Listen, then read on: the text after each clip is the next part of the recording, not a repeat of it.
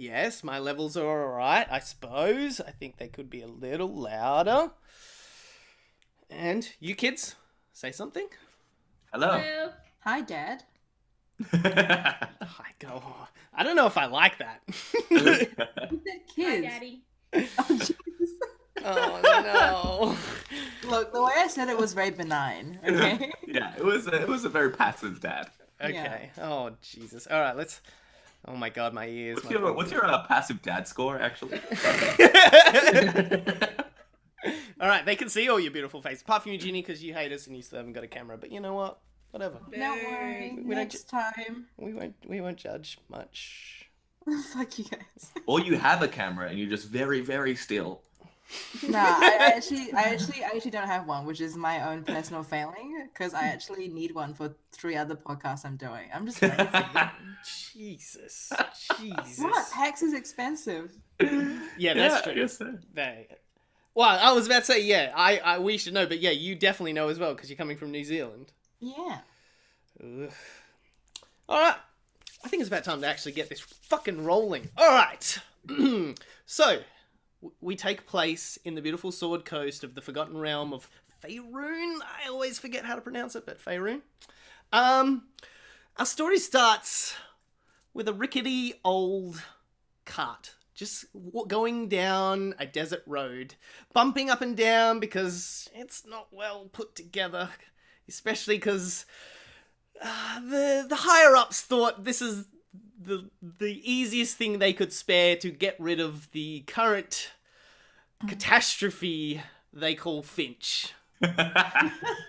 So Finch and his little crew are slowly going across there. They have this just old ass horse. It looks like it's on its last legs. It is like every once in a while it gallops for a while and then kind of slows for a bit, and you hear it nearly do like a smoker's cough of like.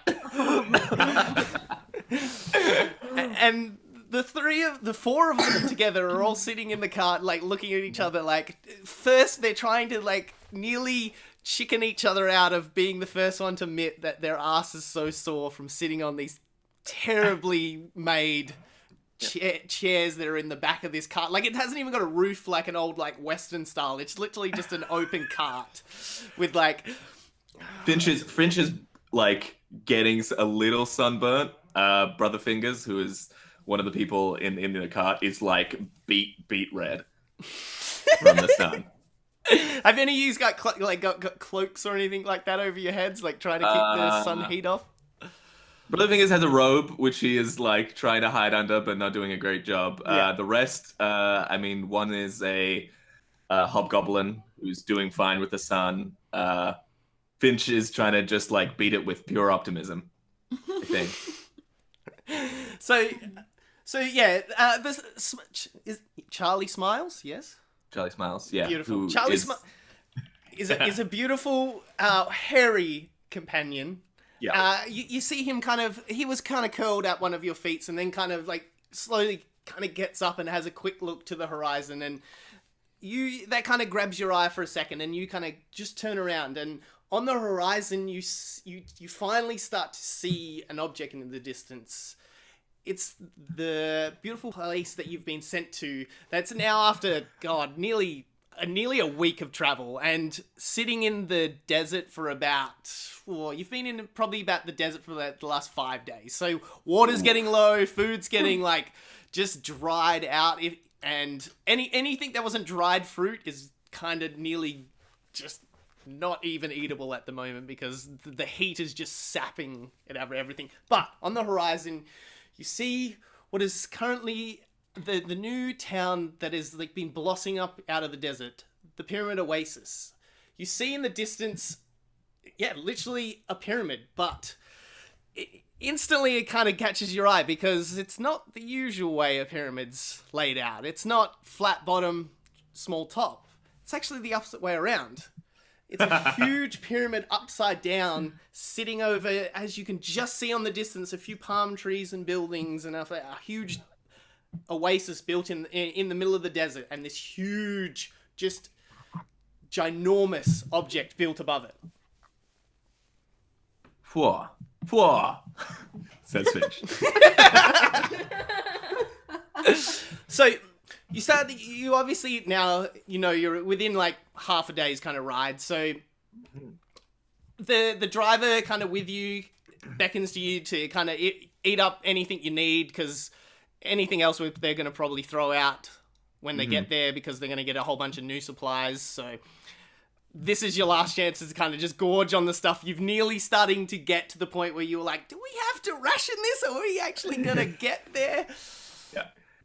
Charlie Smiles, who was born a dog, and some would say still is, has wolfed his way into the rest of the rations. Jesus. All right. All right. Now we'll flick over to another traveling companion. This one's a little bit more different. It's a nice kind of cart with an old man at the front with two kind of donkeys. No, camels, sorry. Not wrong campaign. Two camels out the front. And this one is built a lot more like an old Western style kind of wagon with the like caravan kind of bit at the back. It's not like a noble's kind of caravan, but more like just a traveling caravan. And sitting in the back is a nice little gnome.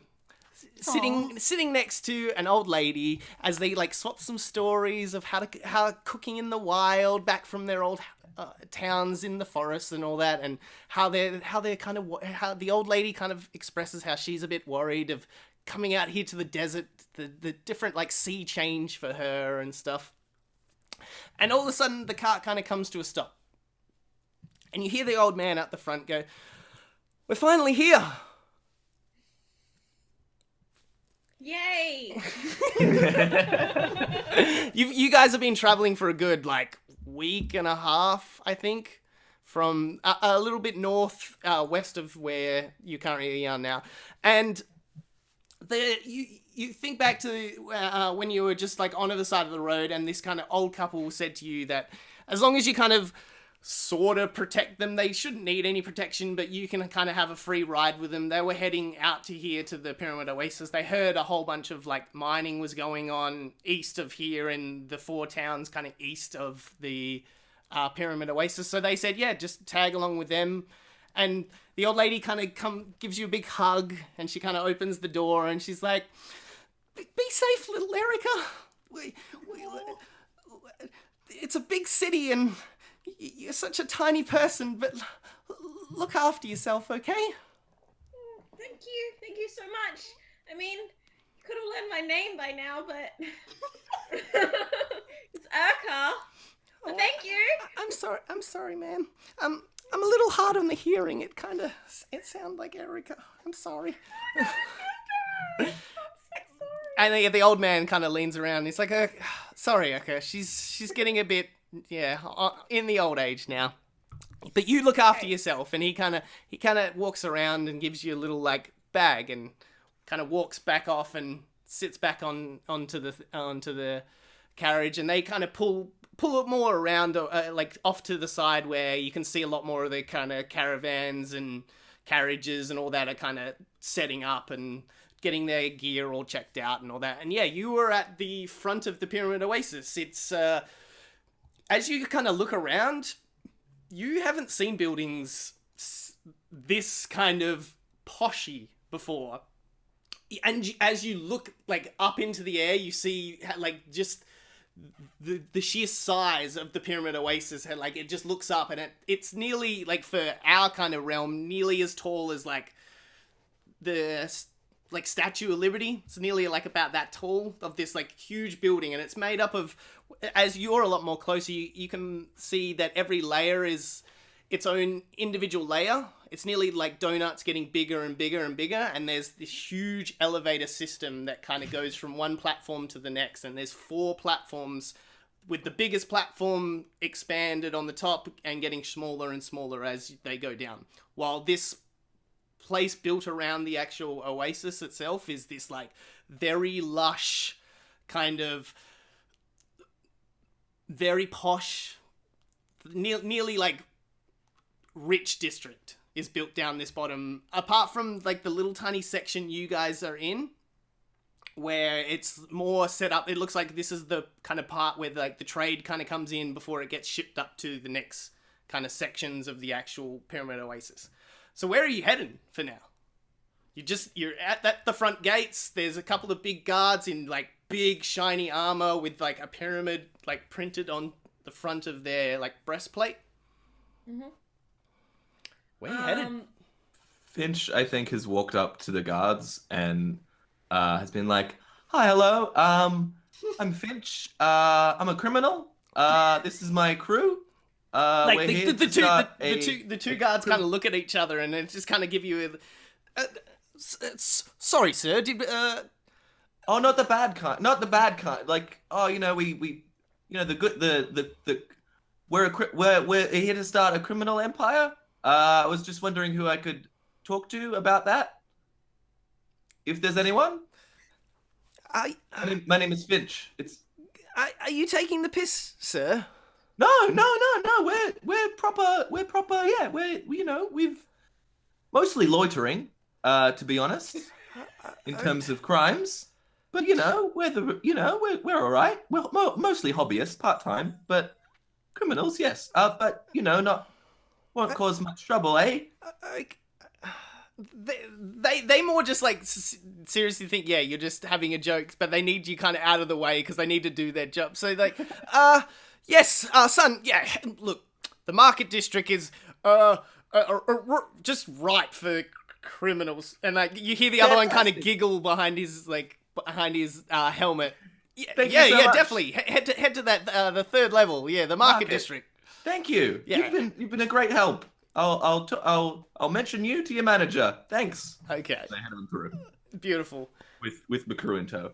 Yeah, you see this, yeah, just bunch of people walk up and like just hassle the guards there, and so you're just kind of sitting there, and like one of the guards is like, "Are you all right there, young lass?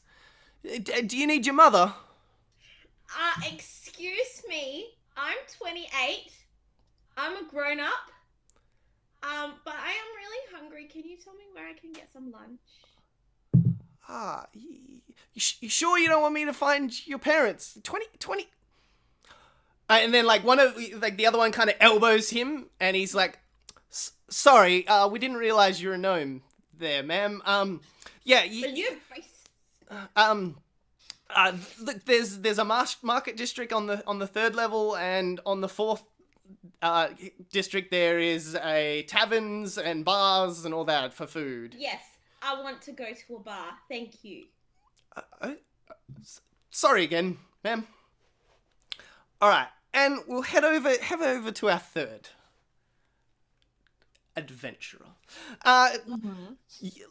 Lena, you've been like in town for probably a good month now. You headed out this way a while, just trying to find work, but then also of the big rumors of flying vehicles.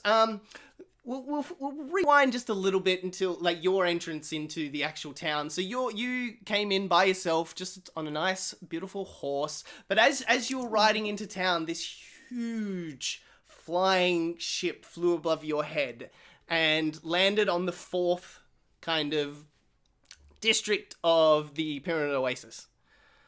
So you kind of got into town, had to kind of ask around, and much to your disappointment, you found out that the big criminal organization that runs this whole district, the Sandbroker, they're his like private ships, and they don't technically like pilot themselves. Like they're not piloted by anything. They just seem to run on a strict path from A to B, nearly like a tram, like on a magical line.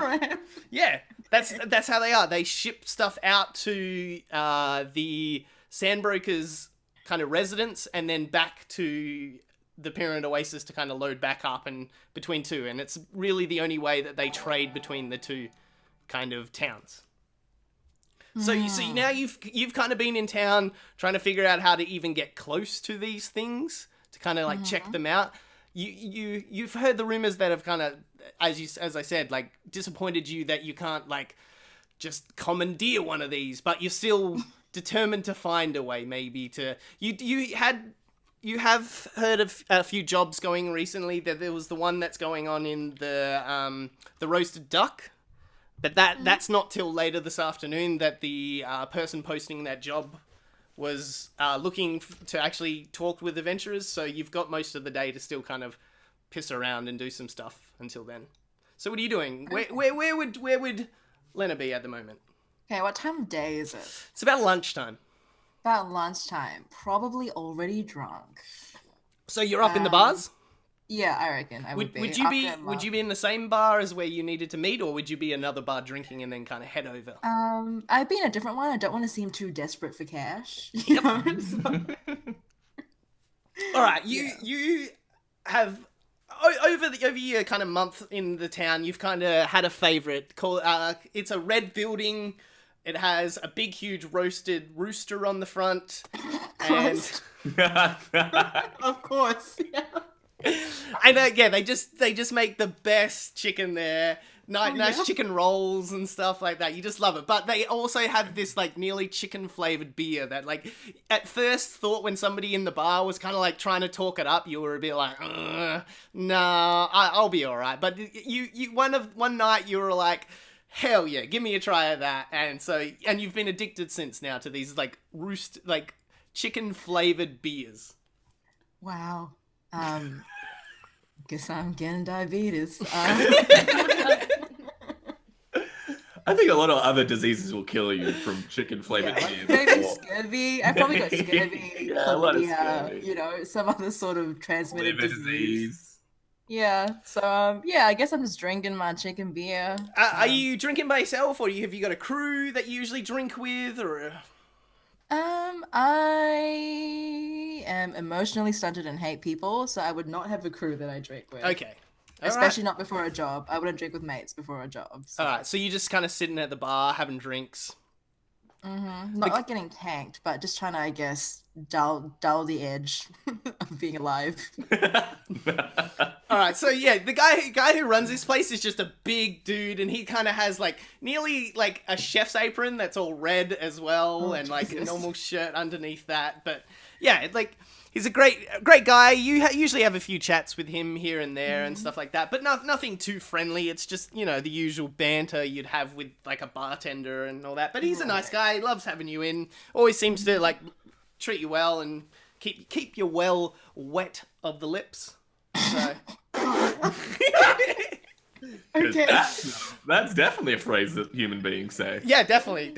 Yeah. Well, they don't actually. They say it in the Sword Coast, Zach. All right, so get used to that saying. All right. All right. Speaking of which, Pyramid Oasis hospitality. yeah, we'll flick back to Flinch. You walk into the like middle of town. You are instantly out of place. Absolutely. As soon as you head into town. There's a usual route that the trade people kind of come through on like more from the west, but you've headed through the main gate into like the main part of town where like everyone's like draped in silks and people are getting carried, and there's big armored dudes protecting like one kind of rich person walking through town and stuff like that, and then your motley crew's kind of walking in between all of them at the moment. Getting knocked, and like we don't know how to like weave through this kind of crowd. Yeah, every once in a while there's just a big armored dude kind of just walks through you guys and nearly knocks you all over. Scatter. Yeah. But we're trying to go like, I think Finch is trying to go like door to door, just knocking on people's doors, being like, "Hi, my name is Finch. This is Georgie Pockets. Brother Fingers and Charlie Smiles. We're criminals. Starting a criminal empire. Thought, would you be interested in? No. Oh. Okay. Well, maybe take my card. It's got my. No. Okay. Well." You see every once in a while, like, a guard will take a card, but then, like, every once in a while you, like, look around and you see them instantly do that, you know, like, flick it over their shoulder and keep walking. There is, like, just before you kind of get to the elevator system, there is kind of a guy walking in with red kind of cloak on him and a big, like, black armored knight next to him. And when you bump into him, he kind of stops and looks at you for a second. And it's the creepiest feeling you've ever had in your life. Hi, I'm Finch. I'm a criminal. He seems like he looks through you, nearly. Hi, I'm starting a criminal empire.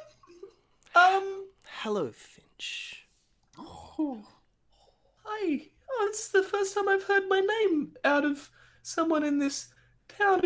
I didn't think it'd be this creepy. Or good. Good. More like a good kind of And creepy. he kind of puts his like hand on your shoulder, but he does it in that's a way of like friendly. he kind of slowly does it like that onto your shoulder. That's very friendly that you're doing there. That's nice.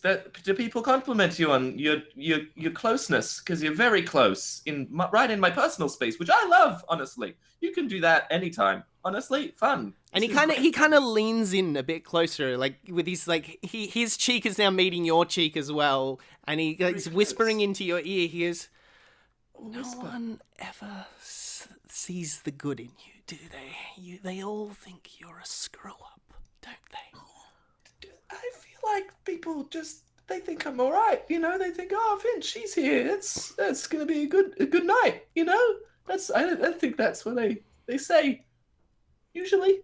Okay, Finch. When you guys make it back to town, come contact my people, the Foundry. We might have some work for you down the line. Sure. Yep. I'm just heading out of town to deal with some things at the moment. But Some crime things. just some things. And he kind of leans back and gives you a little like wink, and then leans back in to whisper down into your ear. But I will be back within a few weeks, and if you're looking for work, and he kind of looks around at your like outfit crew, and he's like, Yeah. with all your men, come see me. Just ask around town for the Foundry. The Foundry, yes.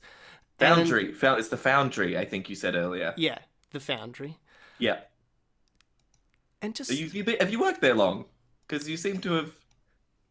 don't worry. And then he kind of, then like the big black guard, like the black armored guard. All right, before anyone kind of catches me out, his armor is like, very dark shade of black, and it kind of covers his whole body. And apart from he hasn't got a helmet on, he's got like a cloak over that. Oh, it goes over most around the armor itself, but like it goes over his head, and he kind of steps in. So we have to keep moving. And then he kind of like, nearly like he doesn't even see you guys, kind of just shepherds you out of the way so this red cloaked man kind of can keep walking onwards. And then, they seem to just disappear into the crowd. As he goes, I lean over to Georgie Pockets, and I'm like, you think all that black armor would be really hot in this? Think that wouldn't be the... All right. So you guys keep moving through the crowd, and now you kind of reach this huge elevator system. It's like a whole bunch of like ropes and cables that run up. You have the chance to kind of look up in, and this gives you a better view where like they really are these donut shaped kind of platforms, because they have a hole running all the way through the middle of them where this elevator kind of system goes all the way up to the top platforms. And you see there's like these little wooden kind of crates that have this nice, like, nicely dressed kind of man with nearly like old time suit and all that. And he kind of opens the door for you guys, and good sir, it's a copper each for travel up to any platform. I hand him a copper like it's a bribe. Okay. Like I'm bribing him to do it. And I'm like, wink. And he Pretend kind of you never looks saw us. he kind of looks down and kind of like smiles and nods like nervously, like and kind of takes it and chucks it into his pocket. What level would you guys like to move to? Third, I believe, with the markets. Up to the Marcus District? Most certainly, sir. And the elevator starts like raising up, and you don't even see him signal to anybody. It just seems to automatically just start moving up. All right, we'll go over to Urka. You now just walked into town as well. You've kind of been hit with that same kind of feeling. You've never seen people this rich ever, and this kind of draped and looked after, and even like you see a bit of ness that like you can see that they're mistreating some of the people. Like, you see, like, a guy getting held up on, like, a chair by, like, 4 what you could easily gather are slaves, as they have, like, neck collars kind of on them. And you see him, one of them, like, lean over and kick one of them as he's kind of going past you guys. And, yeah, there's just... As I said with Finch, there's just people rushing, walking through silks and big armored men and stuff like that. What are you doing? Probably trying really hard to not get hit by things. I probably would have gotten lost at some point. Okay. Yeah. Okay, no, that's good. No, Looking for food. Yeah. But a little, just overwhelmed, lost, and small.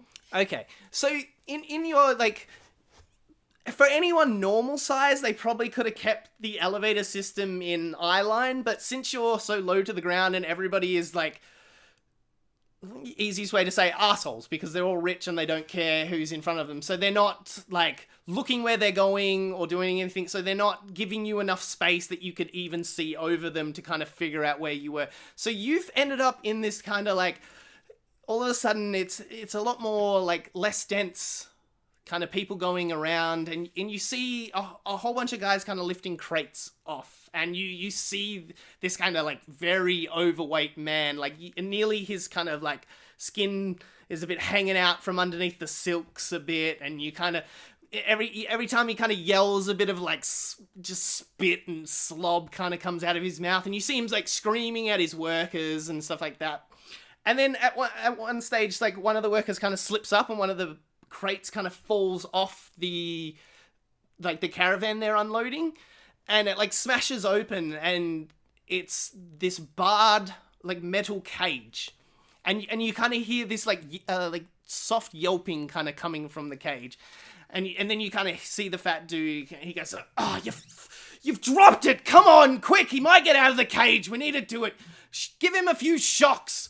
And, like, you see, like, one of them kind of jump down, and, like, you see him put his hands into the cage, and, like, this, like, hairy creature kind of runs at the cage, and then you see, like, electricity, like, run through the cage, and then you just hear this, like, "Arr!" But then, like, all of a sudden it kind of spins around and hits another side of the cage, and next minute the cage kind of springs open, and then there's this, now you can see it a lot easier without the bars, like this giant, well, not giant for a wolf, but a pretty much normal-sized wolf. And then you see, like, 3 of the kind of, like, more well-dressed workers kind of jump down, and you see, like, the electricity kind of, like, surge on their hands a bit. And, yeah, all of them are kind of circling this wolf and, like, electrocuting it, trying to, like, push it back into this cage.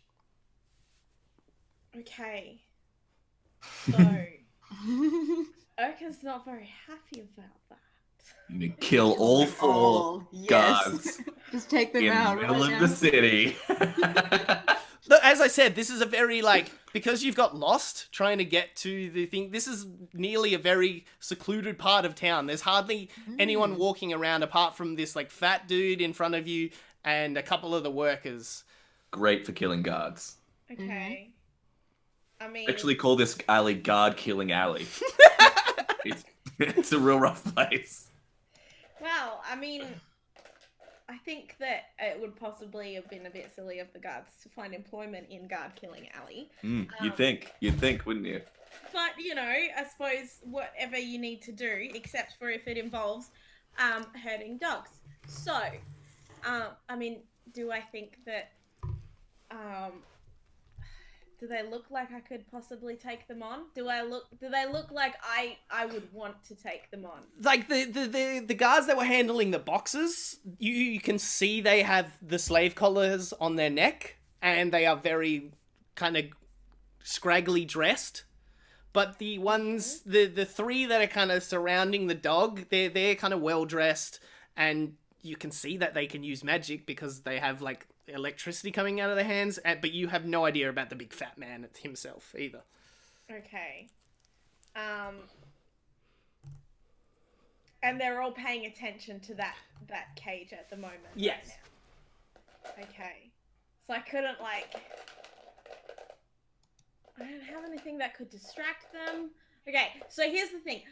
I really, really, really want to save this wolf, but I don't know how to do that. Yeah. So, I'm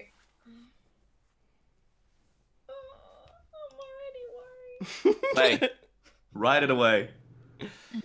Yeah, I mean, well, that's the plan, but how do I get it out of the cage? And No, it's out of the cage. Yeah. Like, yeah, It's out of the cage? it busted. Like after one of them electrified it, it busted out of the cage, and now like 3 of them are kind of surrounding it like this in front of you. Okay. I will flick to the other screen. All right. Yeah, I can see what's happening now. Yeah. So this is you. This is little Urka. This is the big fat man here, and then these are the 3 guys that are kind of surrounding this wolf at the moment. Okay.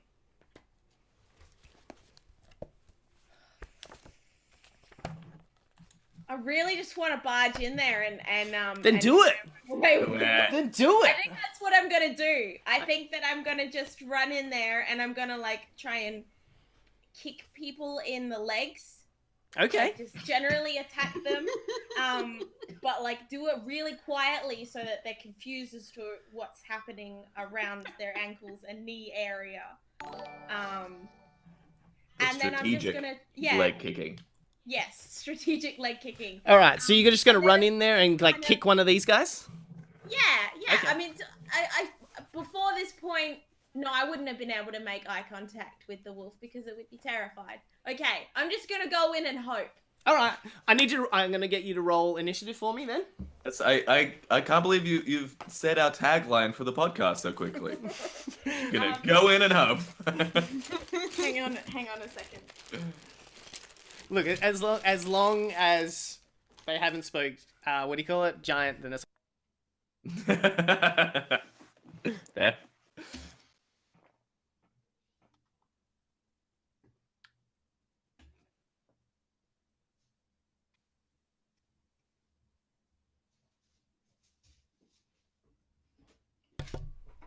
Okay. you got dice now. Yes. Might need that for D&D.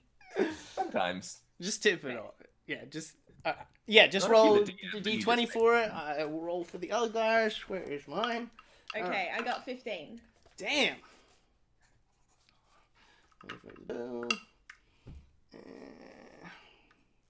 Okay, that's a weird dice. All right, what did you get? 15. Okay, cool. Because I got 2 19s, but I'm gonna do the wolf first. So the wolf is just gonna have a quick leap at this guy and just go straight in for the jaw. Oh, that's an 18 plus. What is it for the wolf? It is plus 3. No, plus 5 to hit. Beautiful. All right, that's a definite hit, and it is 2d6 at the moment. All right. 5 and a 6. It rolls on the dice. Cool. All right, plus another 3. So yeah, that is a 12 to hit. So it instantly jumps up and goes to the throat of one, and is just now tearing the throat out of this man. Damn. Yes! Yeah, Alright. fuck it up. All right. Up next is the 2 handlers, so they're gonna run in and try and electrocute him. That's a 2, so that's a miss. So one comes in, you see lightning on its hands, it runs in to kind of shock it and try and get it off its friend before its friend is dead. Jerry didn't go miss. to classes. He didn't go to the class to use these shocker fists properly. That's what he gets. That's what he gets. That's what you get when you slack in class, Jerry. All right, and the Pretty next hard. one hits. So that is going to be that, and that is 1 point of damage on the wolf. So it comes in and grabs the wolf and is trying to pull him back, and also at the same time electrifying the wolf. You hear it give this like yelp as it like lets open its mouth to kind of let go of the throat of the first man, and it just blood is just going everywhere from that man, and kind of gives it a little like, and kind of goes back into it. All right, you're up, Urka. Okay. I have. Let me just. Sorry, I don't have my thing open.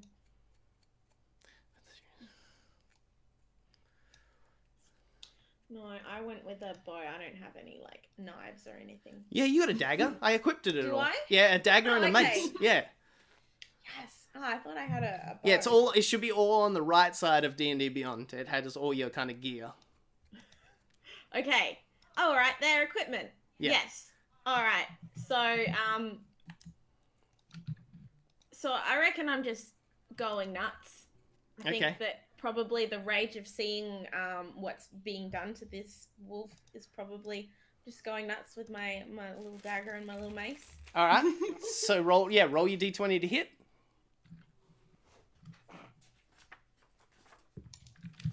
$19. Oh, absolutely. Yep. All right. So you can roll damage for you. Which one would you be hitting with your main hand? Mace would be in your main hand or your dagger? So, yeah, the mace would be in my main hand. All right. Roll damage for that mace. It should have the damage on the thing there for it.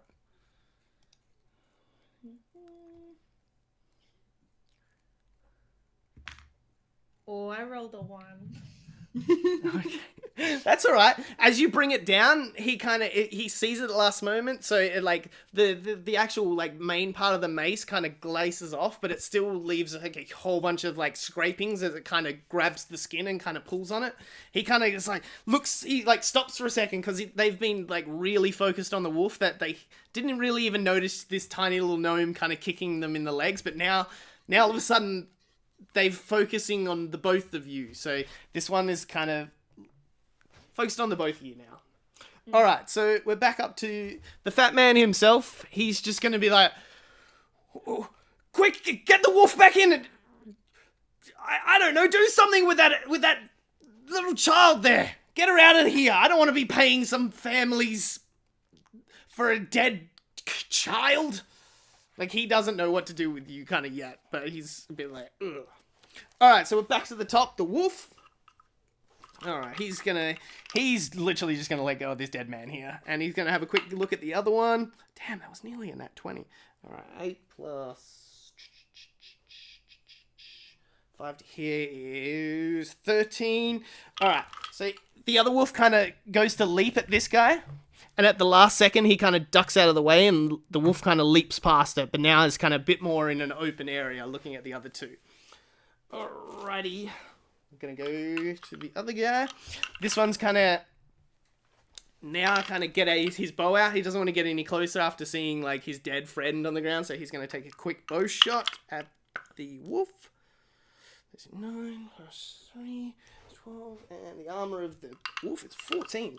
All right, cool. Yeah, he pulls a bow out and takes a quick flick at the wolf. It kind of just ducks under the arrow at the last second and it flies over its top. The other one is also going to take a quick shot at him.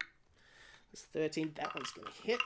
The other one, the top guy up here, he focused on you for a second, but he's just like, no, the wolf's a lot more dangerous at the moment. So he's going to shoot his bow at the wolf as well. That's a hit. So just catches the arrow in the side of the wolf for 4 damage. The wolf lets out this, like, just kind of blood-curdling, like, as it takes this arrow in the side of it. All right. One more time. There we go. That's good. All right, okay, you're up. So I would want to position myself between the wolf and the danger. All right, so you're going to get, like, right there in the middle of the two of them? Yeah. Okay. Where's the one, the boss man? The boss man's the grey dude. Okay. But he's not attacking. No, he seems like his weight is definitely a sign of how much effort he puts in physically in anything. Maybe if I'd attacked him. Yep. Instead. Okay, go for it. He will call off his minions. Well, it's up to you. Yeah, I think I'll do that. Okay. And when I'm doing that, can I, like, yell, "Let him go!" All right, do you want to do you want a bow shot at him? Do you want to run up with your mace and... Yeah, just with the mace and the dagger. All right, so yeah, you're going to run up to him. All right, yeah, roll your d20. The one that rolled better. Or 3. Okay, he like sees this little tiny like what in his mind is a child because Yeah. he's a human and obviously a complete racist because Yeah. who gives a fuck about anybody else because he's rich. So yeah, he's just thinking this little child is running at him and he kind of like sidesteps out of the way as you like run in and do a big like swing down with your mace, and then you got your little dagger. So roll for your dagger. Also, with a secondary attack with your secondary weapon, you don't get any bonuses added on with that one. So just make sure you know it's just purely your dice roll for your dagger. You're No, for not the attack roll you get it. For the damage roll you don't get to add your. Really? I thought it was for both. You don't, because I thought it's unless you're a two-hand fighter. Nah, so you can hit just as good. You just don't damage as All right. well. Then yeah, don't So listen to me. what do I roll first? D20. I rolled a 1. Okay, excellente. Then he looks down and sees this little like child pull out, have this dagger, and is about to kind of stab him with the dagger, and he kind of just like lines you up with and then takes a nice soccer pose and just soccer kicks you, Oh no! like kicks you across the floor a bit. Holy shit! That's only 1 damage, but Okay. it's a lot more damage to your actual self-esteem right now, because this like big giant fat man just kind of kicked you across the floor. All right, we're kind of back to the wolf, and the wolf for a second kind of sees you run at the boss man in this scenario, and kind of looks back at the men attacking him, but then kind of does a quick look back and is now just going to run and pounce at the fat man himself.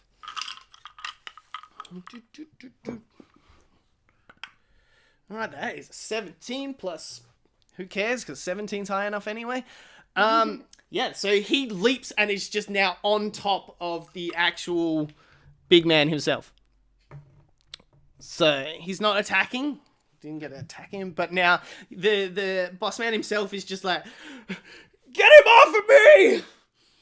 And now it's the other two guys, and now they are running. They've run over to try and pull this wolf off him. All right, it's back to you, Urka. You are now like lying flat in the mud in the moment. Okay, and they're running. Have they already run towards him, or Yes. are they going? Past Yeah, they've already run to him. Okay. Everything's just going just to plan. All for Yeah. your master trap. Yes. So, yeah, I think I'm just gonna get up out of the mud. Yep. And dust myself off and try again. Actually, yeah, it's more just thick sand. It's not really mud. There's not much moisture in the air to give it the mud effect. Okay. Good. Yes. Well, I'm going to walk over there confidently. Yep. No, that's a lie. I'm gonna scramble over there and desperately just keep hitting him with the mace. I'm gonna aim for his bits. I imagine he's got a fair bit of belly overhang that's protecting him there. Yes. Yeah, he has a high AC for his genitalia. Specifically. And I'm just gonna keep yelling, "Let the dog go!" Okay. Yeah. Roll to hit. Let's see. And also, you know what? Roll persuasion as well. Like, so, which one do you want to do first? Do you want to try and persuade, or you want to hit and then persuade? I'll probably persuade, Okay. and then Because I was gonna kind of say, like- I will give you advantage or disadvantage depending on how well the mace shot does. If you do that second, if you do another terrible shot, you're gonna have awesome disadvantage on trying to convince him. But if you hit him in the nuts, he might be more persuaded to let you have let this dog go. Go for the sack. Go for the sack. I'll go for the mace first. All right. Yes. Yeah, because I feel like it would be the mace hit would be like punctuating, kind of like this is Ooh. how much I really mean that you need to let this fucking dog go. Okay. Quite the argument. A hit in Yeah. the nuts. Yeah. Usually Yeah. very, very convincing. Okay. 12. 12? Ooh, let's see. Because Wait, am I meant to be adding things to this? Or are you doing the adding things? Because I'm just telling you what's coming up on my dice. Oh yeah, you gotta. It should tell you next to that weapon your like attack bonus and stuff like that for that weapon. That's how much you should add on. So if it says like X amount, it would be your either strength or I don't know what a mace is. A mace is a mace. I don't think a mace is a finesse. So I think it's just pure strength for your mace. Okay. Strength and you are definitely proficient in it, so it'd be +2 on top of that as well. So whatever your strength is, and then plus your proficiency, which is +2. So it's already a 15, which is enough for a hit. But while I'm talking this, go have a quick look for your weapons and see. Yeah. It should be on that. I only just found my Okay. my character sheet. Okay. Jesus. Okay. All right. So you swing down and you just hear this like as this mace just perfectly finds its just landing spot on this now just wrecked genitalia area. Oh yes. You see the kind of the dog itself kind of leaps back in like shock from the noise that came from this man that it's attacking, and like the two men kind of sit back as well, and you bring it down and just just crack it on his nuts, and his pupils nearly become like drug eyes for a second as they just expand to this enormous rate, and he's like his mouth, there's just this decimal that he cannot reach, so it just is just nothingness coming out of his mouth at the moment because his voice box just cannot reach that level he wants to produce from getting. He flashes forward to all the kids he'll never have now. It nearly flicks to like Back to the Future thing where it's just all these like pictures on the wall of his family home, and like all of the kids are like evaporating out of the photos. So what do you want to say to him? You just want just let the dog go. I feel like keeping it simple. If I try no. He kind of just he's gonna miss most of it. Yeah, he kind of just looks at you and he's like, he like has that like wincing in his face, and he's just like, and he's like nodding up and down, and you just see like the two like guys just like they're looking at each other, they're looking at the ground, they're looking at the dog. Like the dog is kind of just looking at their own balls. Yeah. They're in intense pain as well, and he kind of like scrambles like up and like back to his kind of caravan, and then he kind of is still holding his crutch at the moment. It's a mess. You can see it through his silks. It's like this red like patch, nearly like he's pissed himself, but it's definitely not piss. Jesus. Oh. And like, hopefully he like, takes this on board and learns his lesson. Like one of them's running over there, like trying to like. He doesn't know what to do. He wants to like help him, but doesn't want to touch. So he's like hands are going in, and he's like apply pressure to that wound. Yeah, and like the other one's like, and the wolf is just kind of like all of a sudden kind of like backs up, has a quick look at you, and then just bolts, and you just see it disappear underneath like a little like passage underneath one of the house, just like dashes under there and is just gone. And now you're like standing in the and more emptying the street because they're kind of like backed up and they're kind of like now hiding behind the boxes they were kind of like unloading, and you're just there by yourself, a little dusty, but all good. I can't follow the wolf then. No, he's gone. Yeah. I would probably make myself scarce right now. All right, cool. So you just absolutely you do the same thing as a wolf, but in a completely different direction, and you're just out of there. All right. So we'll flick back to old Finchy. You guys are kind of you now have made it up to the third kind of platform. Mm-hmm. We've gone a lot of we've tried a lot of businesses to see if we can drum up some people, some members for our criminal empire. It's not going great. No, most shopkeepers think you're just like like, just a couple of troublemakers like trying to have some fun and like have a yell, but like they don't realize you're being serious when you're asking them of like, oh, we'll give you protection money, you give us protection money, and all that kind of like super low level mafia stuff. Oh, we don't outright ask for, like, I don't think Finch even knows that element of the organization and how to do it. He's just like, oh, just join up. What? No, what? Go away. He's like, okay, well, here's my details. If you change your mind and you want to chat, good day. And then, yeah, it's not going well. So no, and like you do this for a good an hour until this one dude, kind of big looking dude, at first doesn't look intimidating until you guys trying to walk around him to kind of keep moving in the path, and he kind of keeps stepping in front of you and like not letting you pass. Hi there. Hi, I just need to. You look like a. Hey. Is there? Hi, I'm Finch. I'm Finch. I'm a criminal. He just has this like stone look on his face. He's not even giving you anything, but he's kind of giving you an intense stare though. Georgie Pockets. Do you know him? Oh no, I don't really know. No, I don't.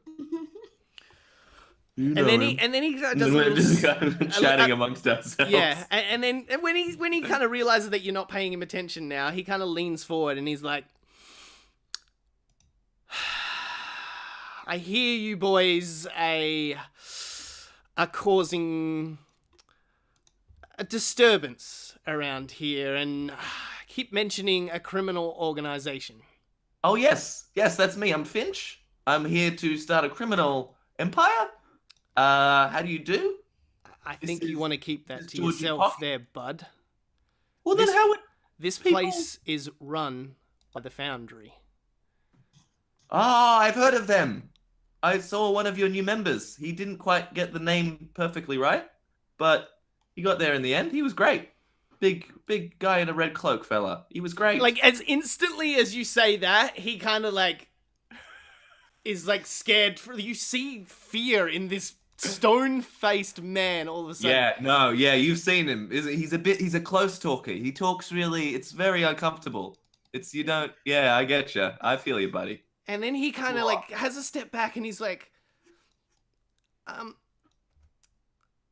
you met the boss?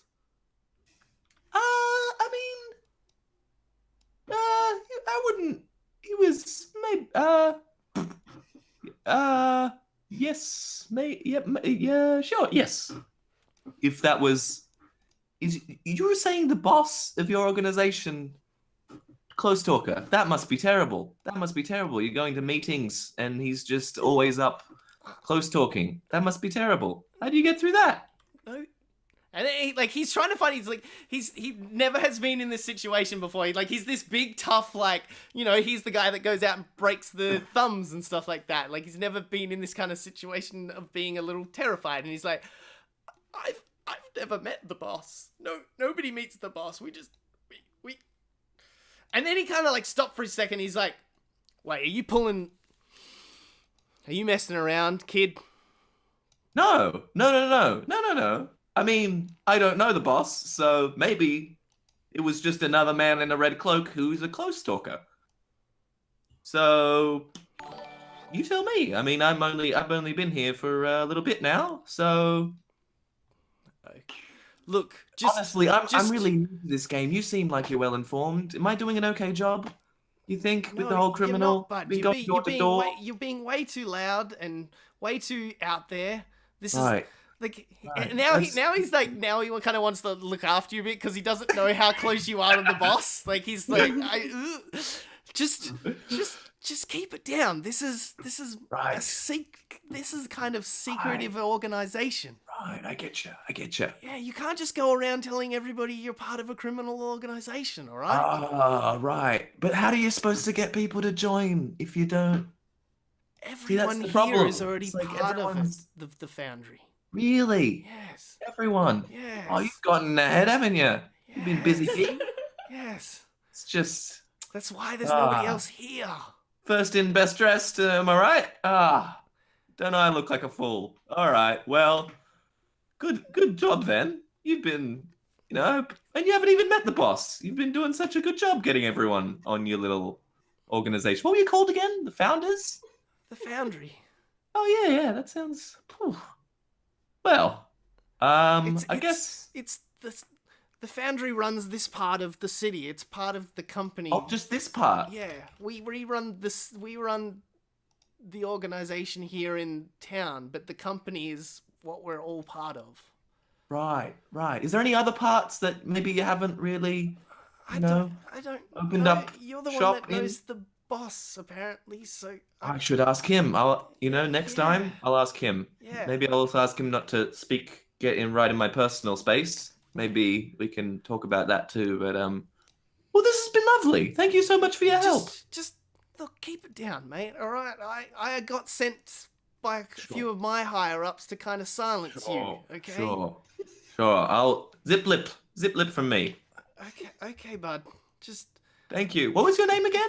it's Barry. Barry. Yeah. Lovely name. Barry the Bruiser. Barry the Bruiser. Ooh, quite a little nickname you're starting for yourself there. Yeah. That's fun. Yeah. Just be careful, all right? And he kind of looks to your other kind of companions. Just look after him, all right? They all give him a thumbs up. Look, if you're looking for some small work, there's a few signposts in the middle of the market district. Just have a quick read of them, and I don't know. This has been so helpful. Thank you so much. This has been great. I don't know if Barry the Bruiser. Yeah. Did you say? Oh, Yeah. Next time I'm talking to your boss, I'll tell him three things. Don't talk so close, and Barry's a great guy. And the other thing I forgot, Okay. but mainly those two. What? It was Finch, yeah. Finch. Yeah. Nice to criminal. Yeah. Criminal. Okay. Oh, what? No, yeah. Not criminal. Shh. Hey? Yeah. Keep it on the low. All right. No worries. All right. have a And great he's like now lost of like he doesn't know like whether to walk away or be like, and he kind of just like grabs and shakes your hand and then just like turns and walks away because he doesn't know how to like exit this conversation. Like he's never a man that's had to like I come in, snap thumbs and walk off. Like I don't have to teach you. All right, so I'll leave you there. You keep exploring through thing, and we'll flick over to Lena. What are you been doing in the bar, Lena? Well, I mean, has time slowed down? Like, has time been passing at a normal rate? Has this been like in an alternate timeline? Well, no, where yeah, this it's like shit you've is been drinking happening? for a good hour or so in the bar now. Like, do you want to kind of head off and do anything for the while, or you just want to? Yeah, how much longer have I got till I've got my probably criminal about- meeting? It's probably about 2:00 ish. That I mean, it's 2:00 at the now, and it's about 4:00 ish when the meeting kind of happens. Okay. Yeah. I guess I'm just gonna go wander around the markets and see if anyone's got anything else going that I can do while I'm doing this person's other job. Did you want to not to railroad you because I actually hadn't planned anything for this, so even if you do say yes, I'm like, oh crap, I gotta make something up on this. Did you want to go check out the flying ships? I hadn't asked you anything about that yet. Well, so. I mean, I kind of assumed I had to like do some shady shit first before I could touch the ship. There are the actual docks for them, so you can go around there if you want to have a quick look around. Okay. I'm gonna go perv on some ships. Yeah. Gotta get my googly eyes out for them ships. Let's do it. Okay, so yeah, when you get over to the docks, there are some like very kind of protective. I have other people from our other campaign in the chat at the moment, and they are worried that I'm pushing you to steal their ship. I'm saying it right now. No, I am not at all. So do not worry about that. So we have a new goal. Yeah, Looks like it belongs. literally the Discord itself is blowing up saying they're trying to steal our ship, and now it is now flowing onto the actual chat itself. But back onto the story. You get onto the docks and you get to the point where there is very big walled off part of area of the docks. You can see there's a main chunk of the docks where they actually have like elevators that go off the back, and it seems like where they kind of pick up like whole caravans and bring them up to this 4th district to like either store them or even bring goods to the actual like taverns and bars that are on this 4th level. Mm-hmm. But you can't see any of these like flying ships in this kind of section.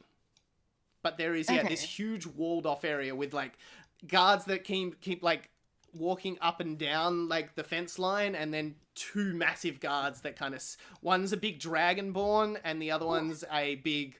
He doesn't look like a half orc. He looks like a full blooded orc.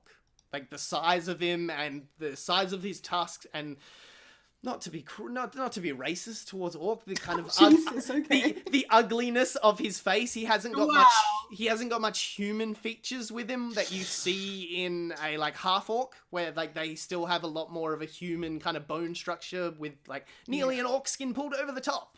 But like this orc is just ugly as fuck. Jesus. All right, Mr. Race Science. I mean, okay. Is there anyone on this floor that looks non-threatening? Like anywhere near near this fenced off area? Absolutely not. Everyone looks very intimidating. Whether they've been hired because they looked intimidating, or whether they are just intimidating because they are mean people that have been hired to kind of guard this area. You don't know from like having a quick look whether they're the bouncer effect of like, we hired him because he looks tough so nobody causes any damage, or whether like, no, they're mean motherfuckers. Okay, all right. But I'm pretty sure that the fenced off area is where the cool shit is, right? Oh, look, with your knowledge of just your line of work, most fucking definitely. There's some good shit in a walled off area like this. Always behind a fence, man. Okay. Is anyone kind of coming and going in that area that's not like a massive guard? No, there's no like the gates are actually shut, and yeah, there's nobody going in and out of that area. Okay, all right. I am going to, and it's like the middle of the day, isn't it? Yeah, it's about 2:00. So yeah, there's not even much shadows getting cast because the sun's kind of way over top.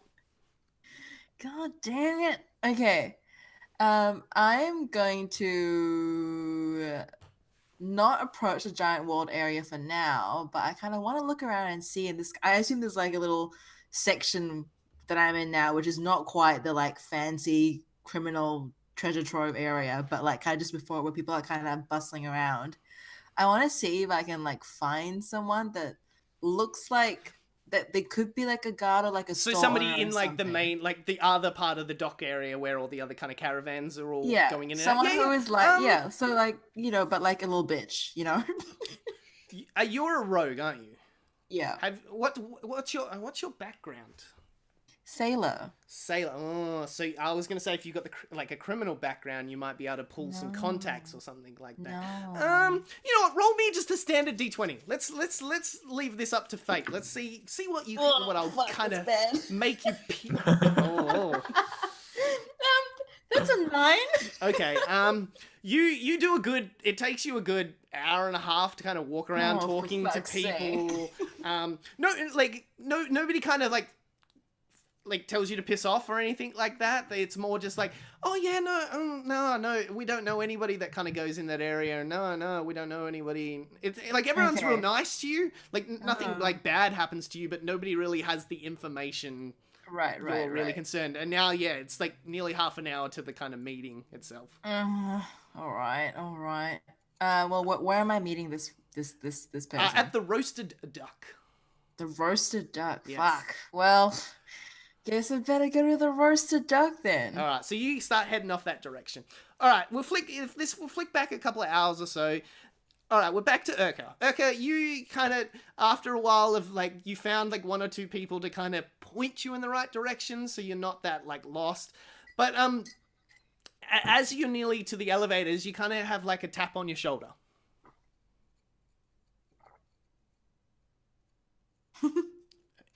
Kaz? Oh shit, I didn't realize they were talking to me. Yes, your character Urka. Yeah, Kaz, Urka, you get a nice tap on your shoulder. Okay. I imagine that Aka probably would have done what I just did, and has zoned out and forgot that she just got into a huge fight in the middle of the marketplace, and she screams and turns and jumps. And it's like you see this kind of like nice looking lady. She's like got nice brown hair, kind of like off to one shoulder, like all kind of like hanging over one shoulder. She's like, excuse me, don't worry or anything like that. I'm not the police or anything like that. I just saw what you did for that animal a little while back there. I just kind of caught it and kind of watched. Like, I'm sorry I didn't kind of help out. I'm not really the. And she kind of like does a little like fighting stance for a second, and she's like, I'm not really the fighting type or anything like that. And she does a little like, but one of my friends is trying to pull together some adventurers to kind of help with some stuff he's got to take up to a town. Like, you seem very capable of looking after yourself. So, are you looking for work or anything? Absolutely. Is there going to be like a lot happening? Like, would your friend perhaps possibly describe this quest as adventurous? She's like, yeah, I suppose. Yes, I'm in. Okay. Well, there's a meeting at 4:00 at the Roasted Duck, so head there and tell him Helen sent you. Look for a guy with like Helen. solid black hair. Yeah, a little bit taller than me and kind of built, like just solid, not muscly, but just kind of nicely built. He has a nice soft face, so you'll probably be able to pick him out of the crowd. Do you know what kind of shoes he's wearing? God, he usually wears his like brown like leather shoes that he has, but that's the closest kind of description I could give you on. Like, I've never really paid too much attention to his shoes. Okay, it's just like a little bit taller than me. You guys all look the same height. Like, Oh, okay. not to be racist against non-gnomes, but like you guys all look the same. So Okay. brown leather shoes, kind of solid. Okay, I think I'll Just look I'll over keep an eye he has like jet black hair. out. Okay. Yes. Okay, I got it. Thank you. Okay. Thank you, Helen. Thank you so much. It was, and thank you again for looking after that animal. There's a lot of unsavory types with too much money in this town that seem to get away with those kind of things. So it's good to see there's good people around. Well, thank you. So yeah, she kind of tells you the details. It's up on the 4th platform at the bar. She kind of tells you the directions from the actual elevator you'll kind of get off. So you kind of head off. Is there anything else you wanted to do before you kind of head towards the Roasted Duck? No, because there'll be food there. Oh, I'm yeah. good. Yeah. Yeah. Yeah, she, would you have mentioned that around her? That I'm hungry? Yeah. Probably not. Oh, okay. Then don't worry. Alright, so you hop on the elevator and you start heading up towards your way. Alright, we'll flick back to Finch. Finch, you've been kind of heading around town. What has changed now? Would have you taken on this advice and been a bit more secretive, or would he still been like on his path to like the center of town, like the billboard of town of the market district? Would he have changed his kind of get up, or has he just gone straight back to doing? I think he's just been like basically the same, except he just like he startles up like to people and he's like, crime.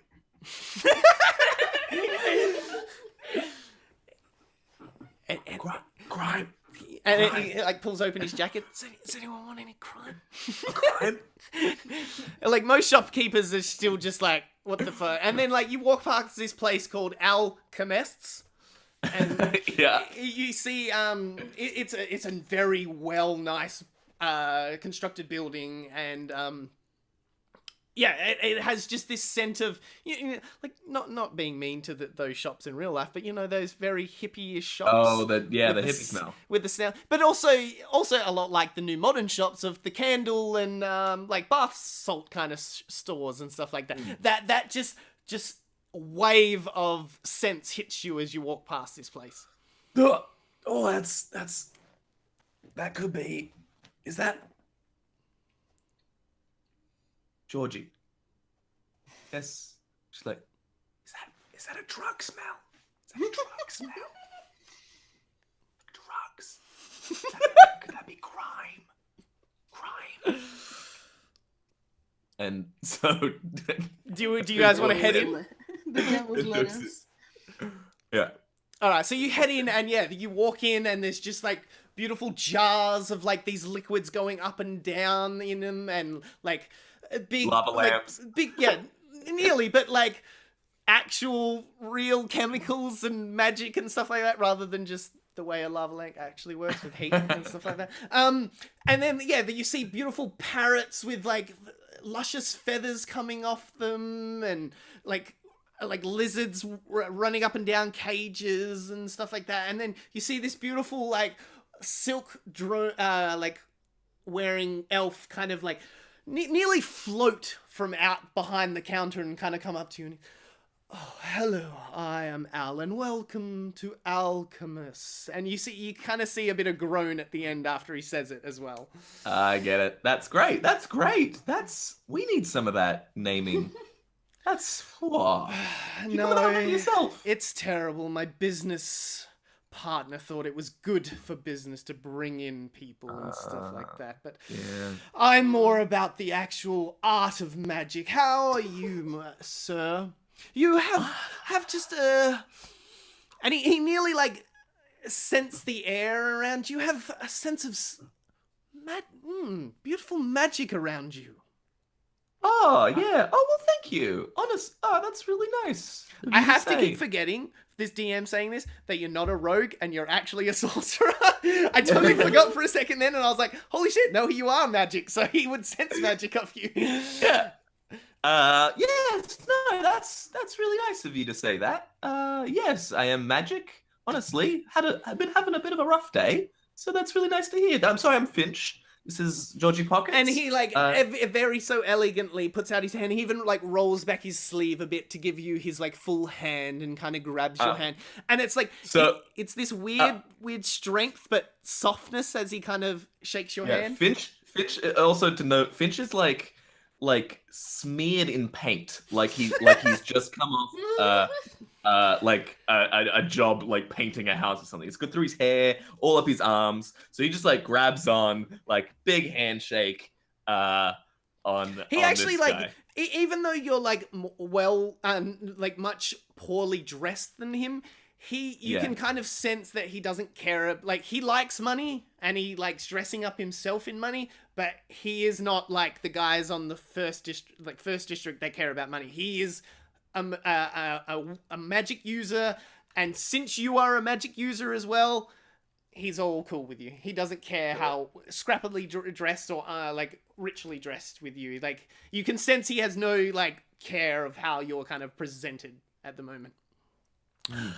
Is there anything you're looking for in my fine establishment? Do you need some ingredients for spells? I have some, maybe some actual scrolls for writing or anything like that. Are you of the wizard type? Do you need a new spell book itself to record your stuff? Ooh, honestly, never actually been trained. I would say probably not been in the formal sense. Okay, so trained... this is the first time where he kind of gives you a bit of a sneer now, like where like a rich person would be doing to a poor person. I was like, yeah, oh. In the well, you know, it's training the school of hard knocks. You know, yes, that kind of, and he's kind of like now like tapping his like fingers on his like knee as he's like just waiting. He's like, okay. Well, I could maybe a scroll. Yeah, maybe we could go a scroll. I could go a scroll. Sure. My fine scrolls are about 10 gold each. Oh, that's well. I left I just out. You know, in my So in my wizard's pouch. So. Didn't bring that with me. Yes. Well, I bid thee farewell. Like he as soon as he knew that you were a sorcerer, yes, you use magic, but because because the way a sorcerer works, they draw magic from themselves rather than a wizard or a warlock where they draw it from other sources. He's like, yes, there's the real like rich to poor kind of effect of magic happening right here, and he's like, yes, and he's nearly shepherding you out of the store without looking like he's shepherding you out of the store. Yeah, no. I'll get my wizard stuff. Yes. I bear thee farewell. Goodbye. Back. And like before you know, you're outside the actual store, and like the like cloth door kind of rolls back down and hits the ground. Not been a good day. Hey? Yeah, hasn't been really good for you. Yeah. Well, maybe let's take a break. Let's take 5. Let's have a meal. Kind of recenter what we're gonna do, fellas, and then just let's see, yeah. So we're gonna go try and find a pub to kind of. Did you want to still head to the center of town? Sure. Yeah, that's where we're kind of heading. Yeah. Best All right. place to So go. there are at least like 1 or 2 taverns in that kind of center point. They're sitting left and right. One of them is kind of like scraggly looking. A few kind of tiles are hanging off, and the other one looks a little better, but it just looks like it's well maintained rather than a good classy establishment. But Right, like sitting in the middle of them is a big signboard. As you get there, there's like a whole nearly a little crowd kind of around it, like nearly stopping your progression to get towards it. Right. Well, I create. Actually, hang on. Let me see my character sheet that has my spells on it. What can I do? This is gonna be bad. I make the sound of a guard's voice at one end, being like, "Citizens, like, Yep. attention, your attention, please." Yeah, you see them all kind of look that way towards it and nearly like leave a bit of a gap towards the actual signboard itself. Yeah, and I just slide on in and have a look at the signboard. There's not much left on there at the moment. It seems like a lot of people have been coming, in the same sense of why they would send you out here, like your crew. A lot of people have come to the Pyramid Oasis because a lot of the main adventurers over the last 2 years, ever since like the event of like Fandalen, there's been like so many major adventurers have come through, and a lot of the jobs on the Sword Coast. Adventuring now. Yeah, there's not so that many much. adventurers. Yeah, so many adventurers. So most of the coastal towns have got like no work anymore because like, why would they hire a new up and coming adventurer when they can hire somebody that's like gone and stopped Tiamat or found this and stopped the giants and stuff. That's why I got into the criminal game. Yeah, so many like low level adventurers have headed inland, and the same way as you guys like ended up at the Pyramid Oasis. So there is like a job for hunting a huge ancient ice dragon. There's one that about cleaning up a stable, and then there's one that says adventurers needed, fresh if possible, to guard a caravan up to a town north of Fandalen. That seems more our speed. It's like one of those things that's like take one, and there's like the thing, and I just like rip all of them off and Oh no! So you take, and yeah, you see on it, it's like, what is his name? Come see Philip Blacksteel at 4:00 at the Roasted Duck.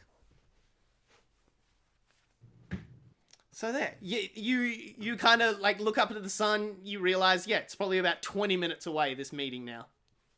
Sick one. All right, I'm like roasted duck. I'm not asking for roast. No, where is the roast? Anyone roasted? No. And anyone? like one guy kind of looks around and goes, he was like still looking for the guard, but then kind of turns around. He's like, oh, it's up on the fourth plate, mate. It's you just head west a bit, and then when you get to the Roasted Rooster, you take a left, and then head up that road for a little bit. You'll find it easy. Okay, left at the It's a plate big- and then fourth on the roasted. Yep, got Yep. it. Big blue Yes. building. You'll find it. And Yeah, then I he repeat- kind of goes back into the crowd, like looking where the guard was and stuff like that. Yeah, cool. That's where I'm headed. All right, so the three of you are now heading on to the Red Roost. So, Lena, you get there first because you know this place, like, and you're also already up on the fourth thing. You walk in, it's it's pretty empty at this time of the day. Actually, like it's just about to become like happy hour and stuff like that. So a lot of the dock workers haven't finished work yet, but it's like it's coming. So it's quiet, but the bar staff and the maid staff are all kind of on their toes because they know it's the calm before the storm. So one of the maids kind of walks up to you and she's like, "Oh, yes, Lena, do you want me to find you a seat anywhere?" Sorry. Yeah, that would be good. Yeah. And she kind of like shows you into like a booth and like sits you in and would you like the duck special or do you want anything to drink? Remind me again, what's the duck special? It's a big roasted duck. Of course it is. Jesus Christ, of course it is. Why did I even bother Very fucking special. asking? Go on. Okay. Hey, look, it's not all fantasy and fucking dragon. Sometimes Yeah, it's just a I was roasted like, duck. is it like innuendo? Is it like a sex thing? It's just a fucking duck. Yeah. Sure. God, fuck. How much is the duck special? The duck is a copper piece. Sure, I'll have the duck special. All right, anything to drink? Yeah, your shittiest ale, please. Okay. Look, that's on the house then. We're trying to get rid of the barrel, so it's on us. And she kind of like walks out back and starts grabbing some stuff, and you hear kind of that going on. I think, would you get lost again, Urka? Oh no. No, now that I have a destination. Okay. Because before it was hard because I was just wandering. Now that I have a destination, I would have headed straight there. Okay.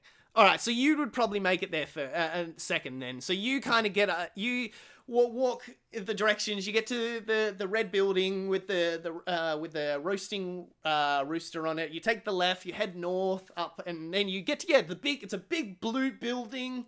It's nice wood. The wood is like stained blue, which gives the whole building this blue effect, and it's got nice like just like clay tiled, all painted blue as well, and it has this big roasted duck kind of like on a spit above the like door inwards. Okay, so I would head in, go straight to the bar, and like climb up onto one of the bar stools. All right, yeah. You hop up onto the bar stool. Yeah, ask if they have a kids menu. And if there is an age limit on the kids menu, because some places do that. The guy comes in, the bartender himself kind of walks up to you and he goes, and he gives you a side look.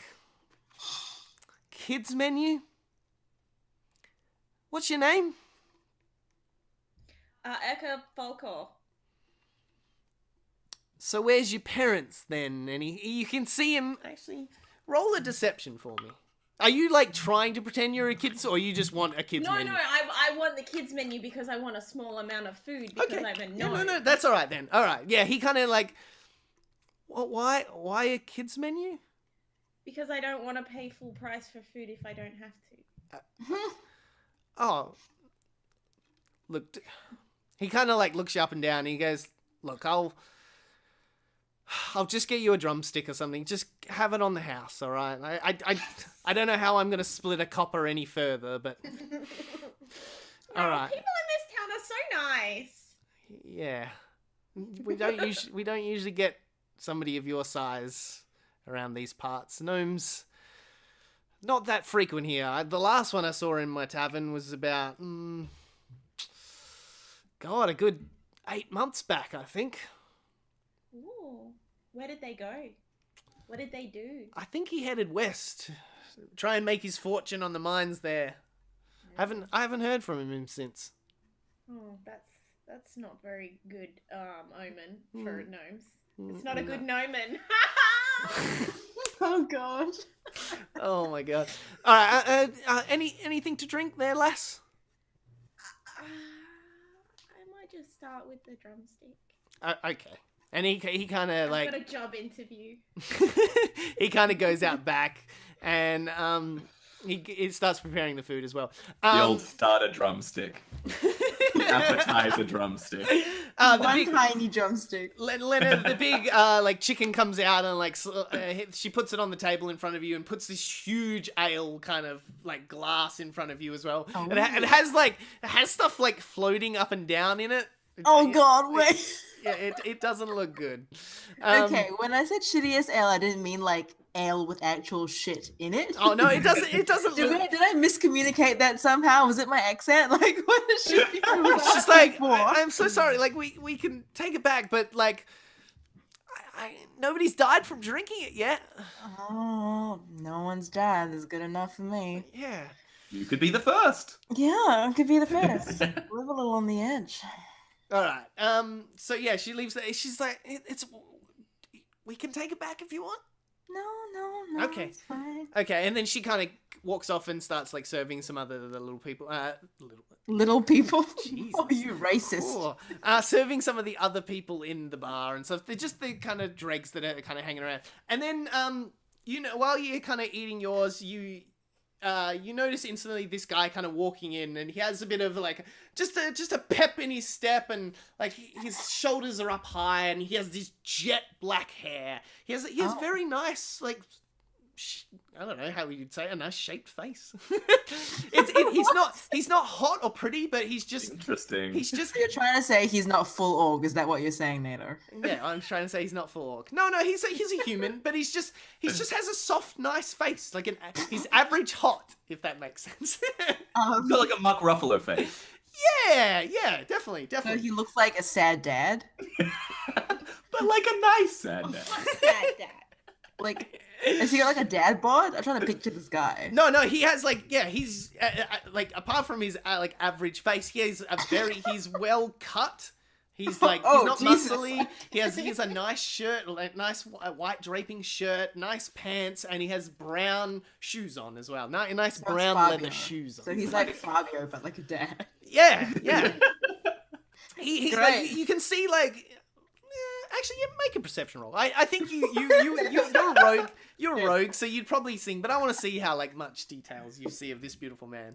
Oof. Okay, I feel like is we've already got so many a- details. That is a 17 in total. All right, beautiful. Yeah, you normally because you're not the like complete thief rogue type, but you know how to check out a person and kind of give them Oh yeah. like Do you ever? like an instant value of like what would their profession be, how much money would they have on them, and stuff like that. And Okay.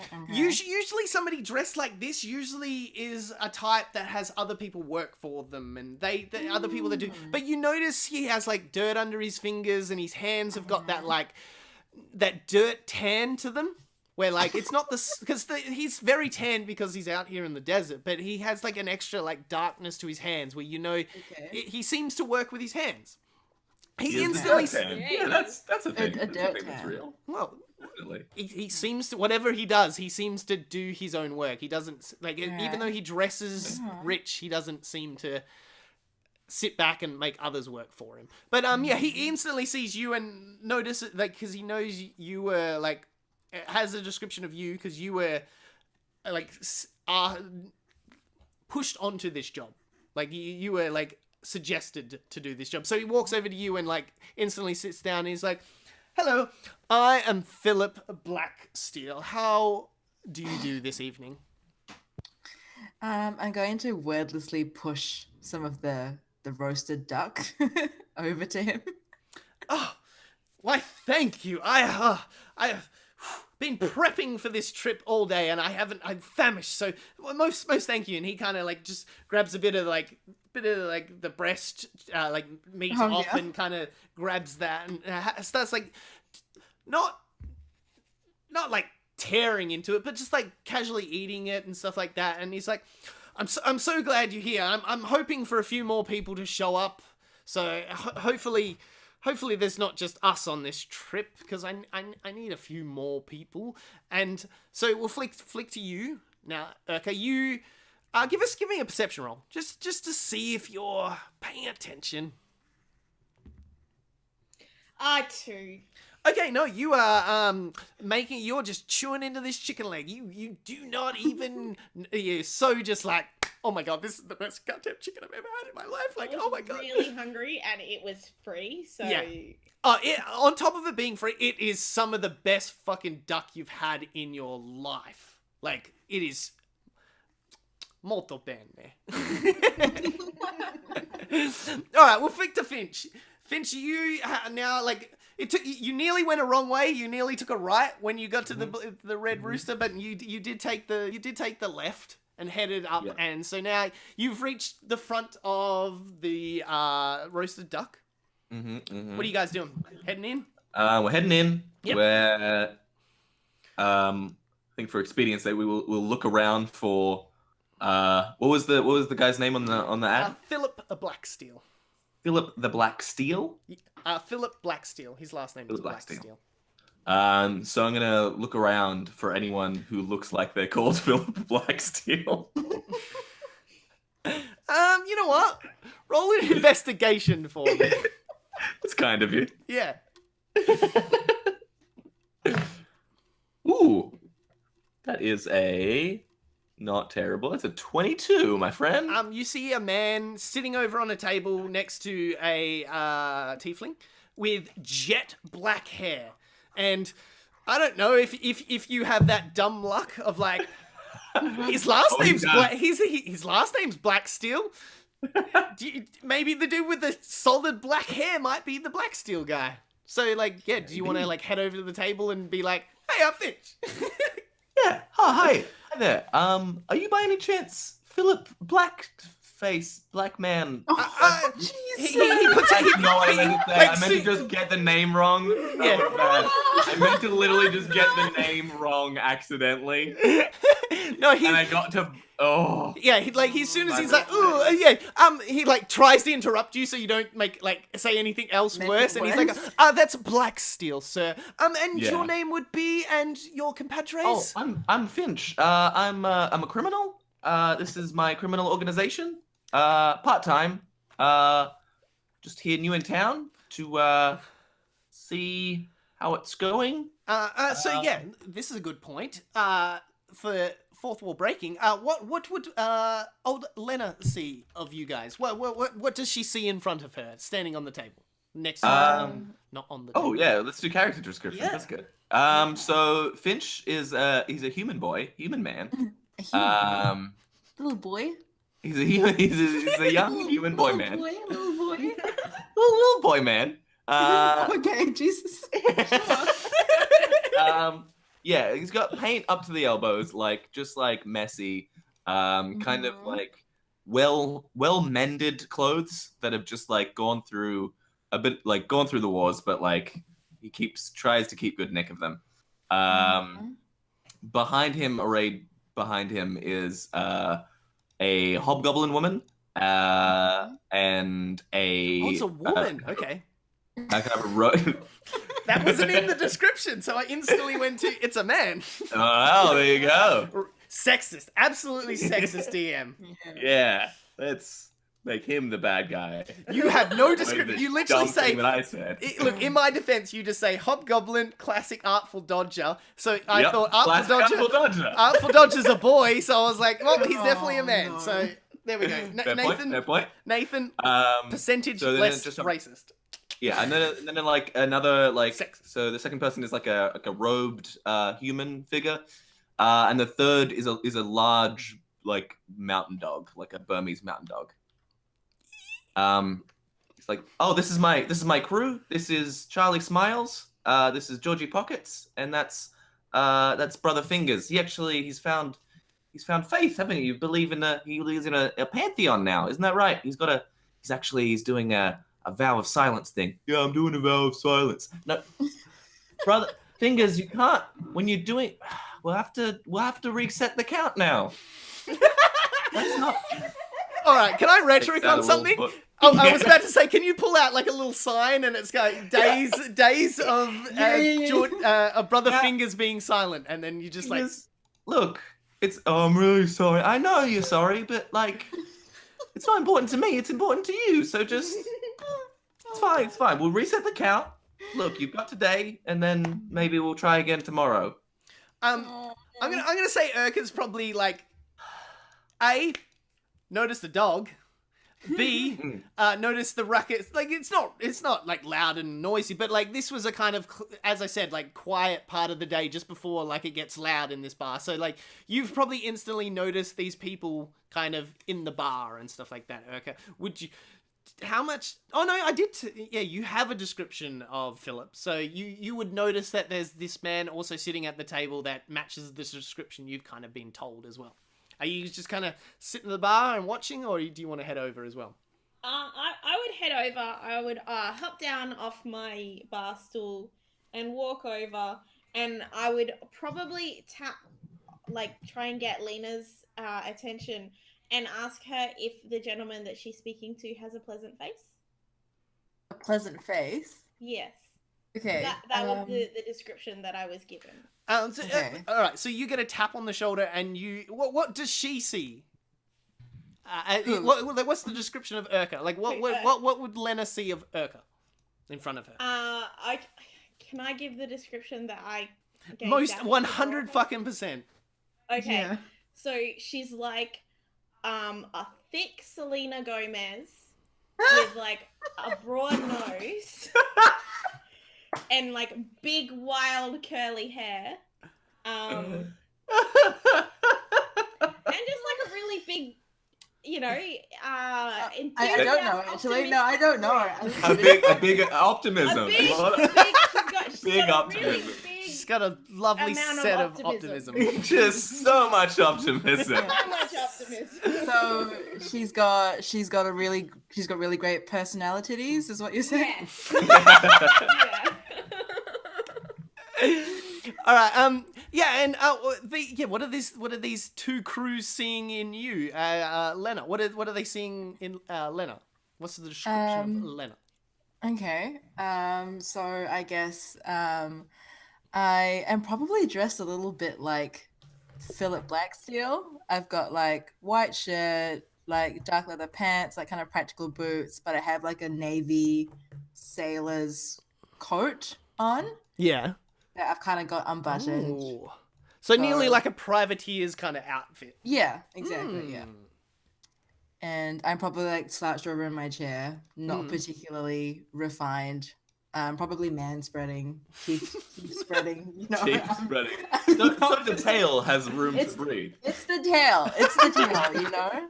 It's and I guess when Urka comes up to me and she kind of like leans up and taps me on my.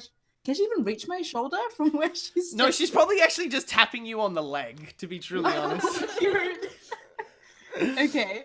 So yeah, I guess when I see I guess what I'll see is the top of her head, right? Just like a lot of hair and like I guess like a tiny hand or something. Yeah. Oh, So Yes, yeah, okay. Urka, what did you ask, Lena? yeah. What did you ask? Does the gentleman with you have a pleasant face? Okay. I'm gonna like lean down towards this like giant mess of hair and just go. Just give me one moment to check that for you. And I'm gonna like look back at Philip and like check him out. Yeah, he Like- definitely probably fits that description. Okay, all right. I I'll, don't like, know. linger- Here's a good question.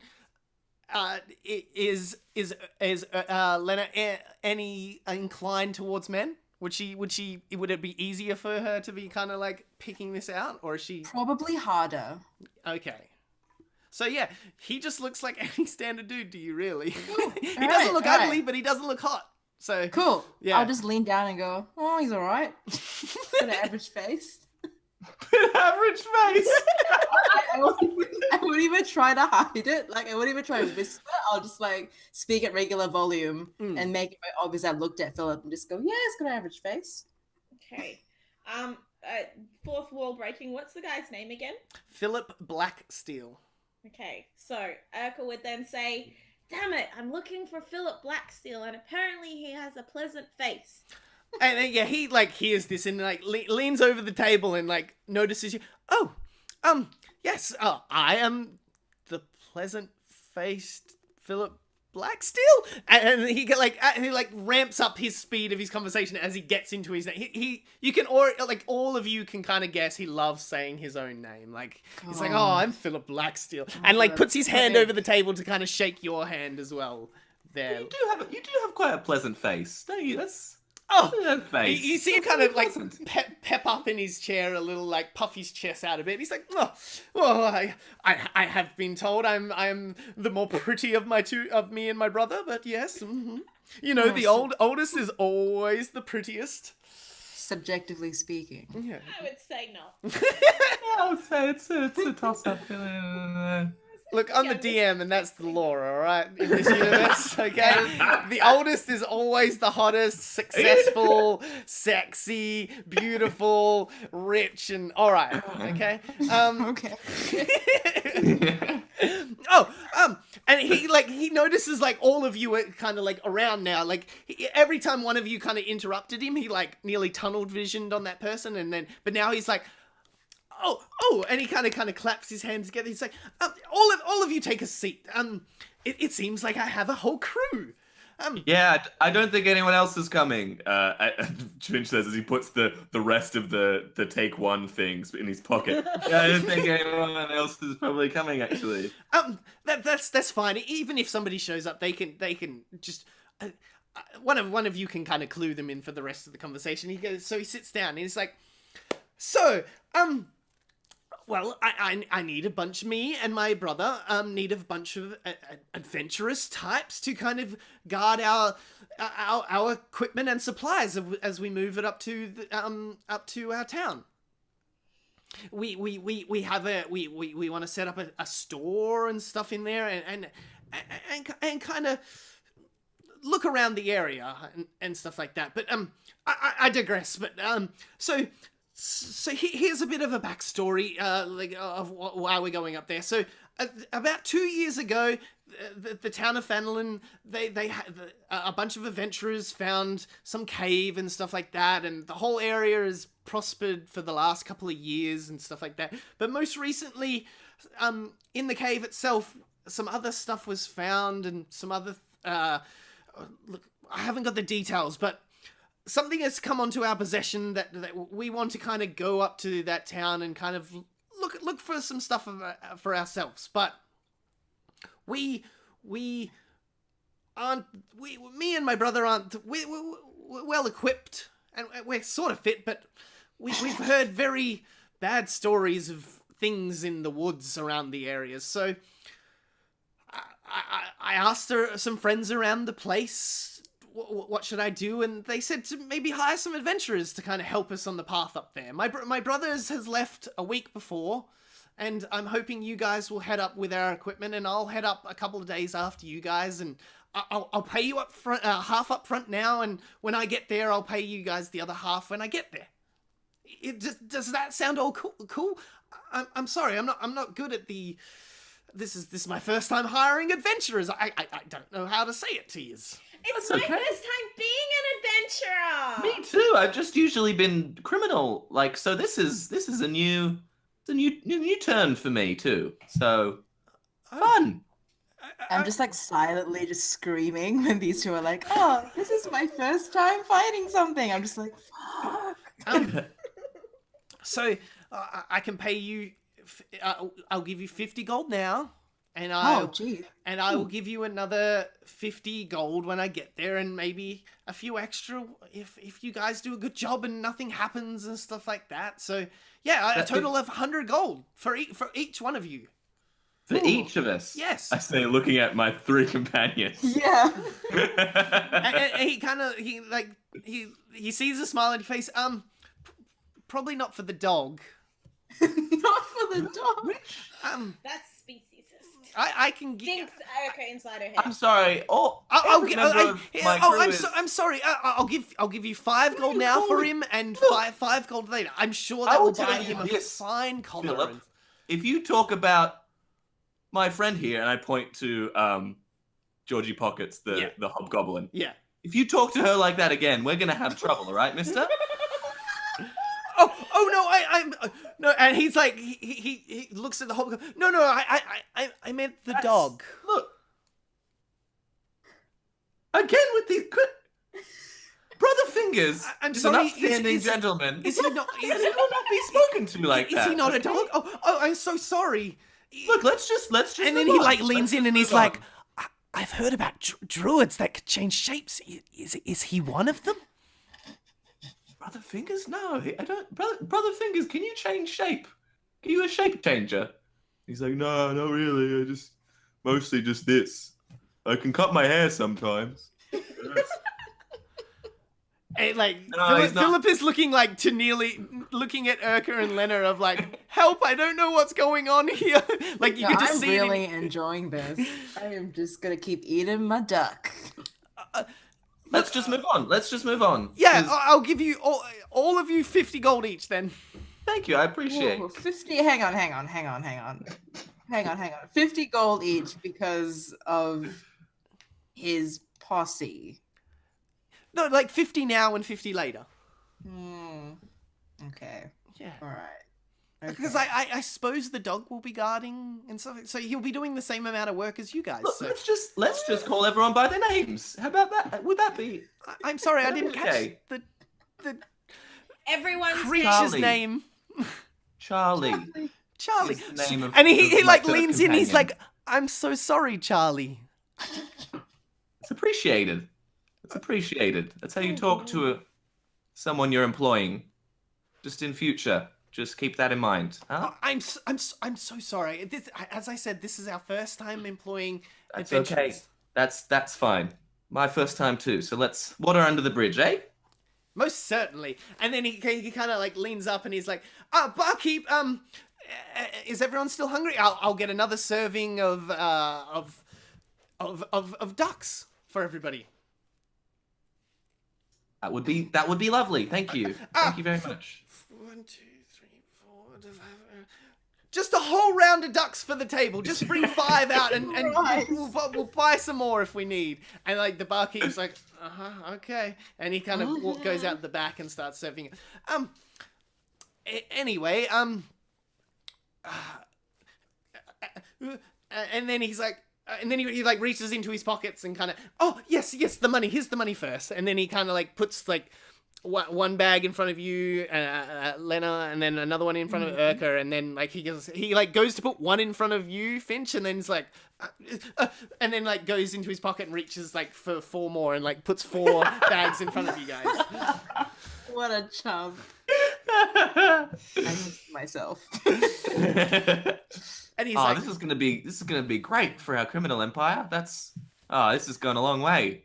Thank you. You keep saying criminal. Yes, I'm criminal, new to the game. Well, What we've kind done- of criminal exactly? we've done a lot of some crimes, loitering. Right. Done a lot of that. Loitering, A lot of loitering. yeah.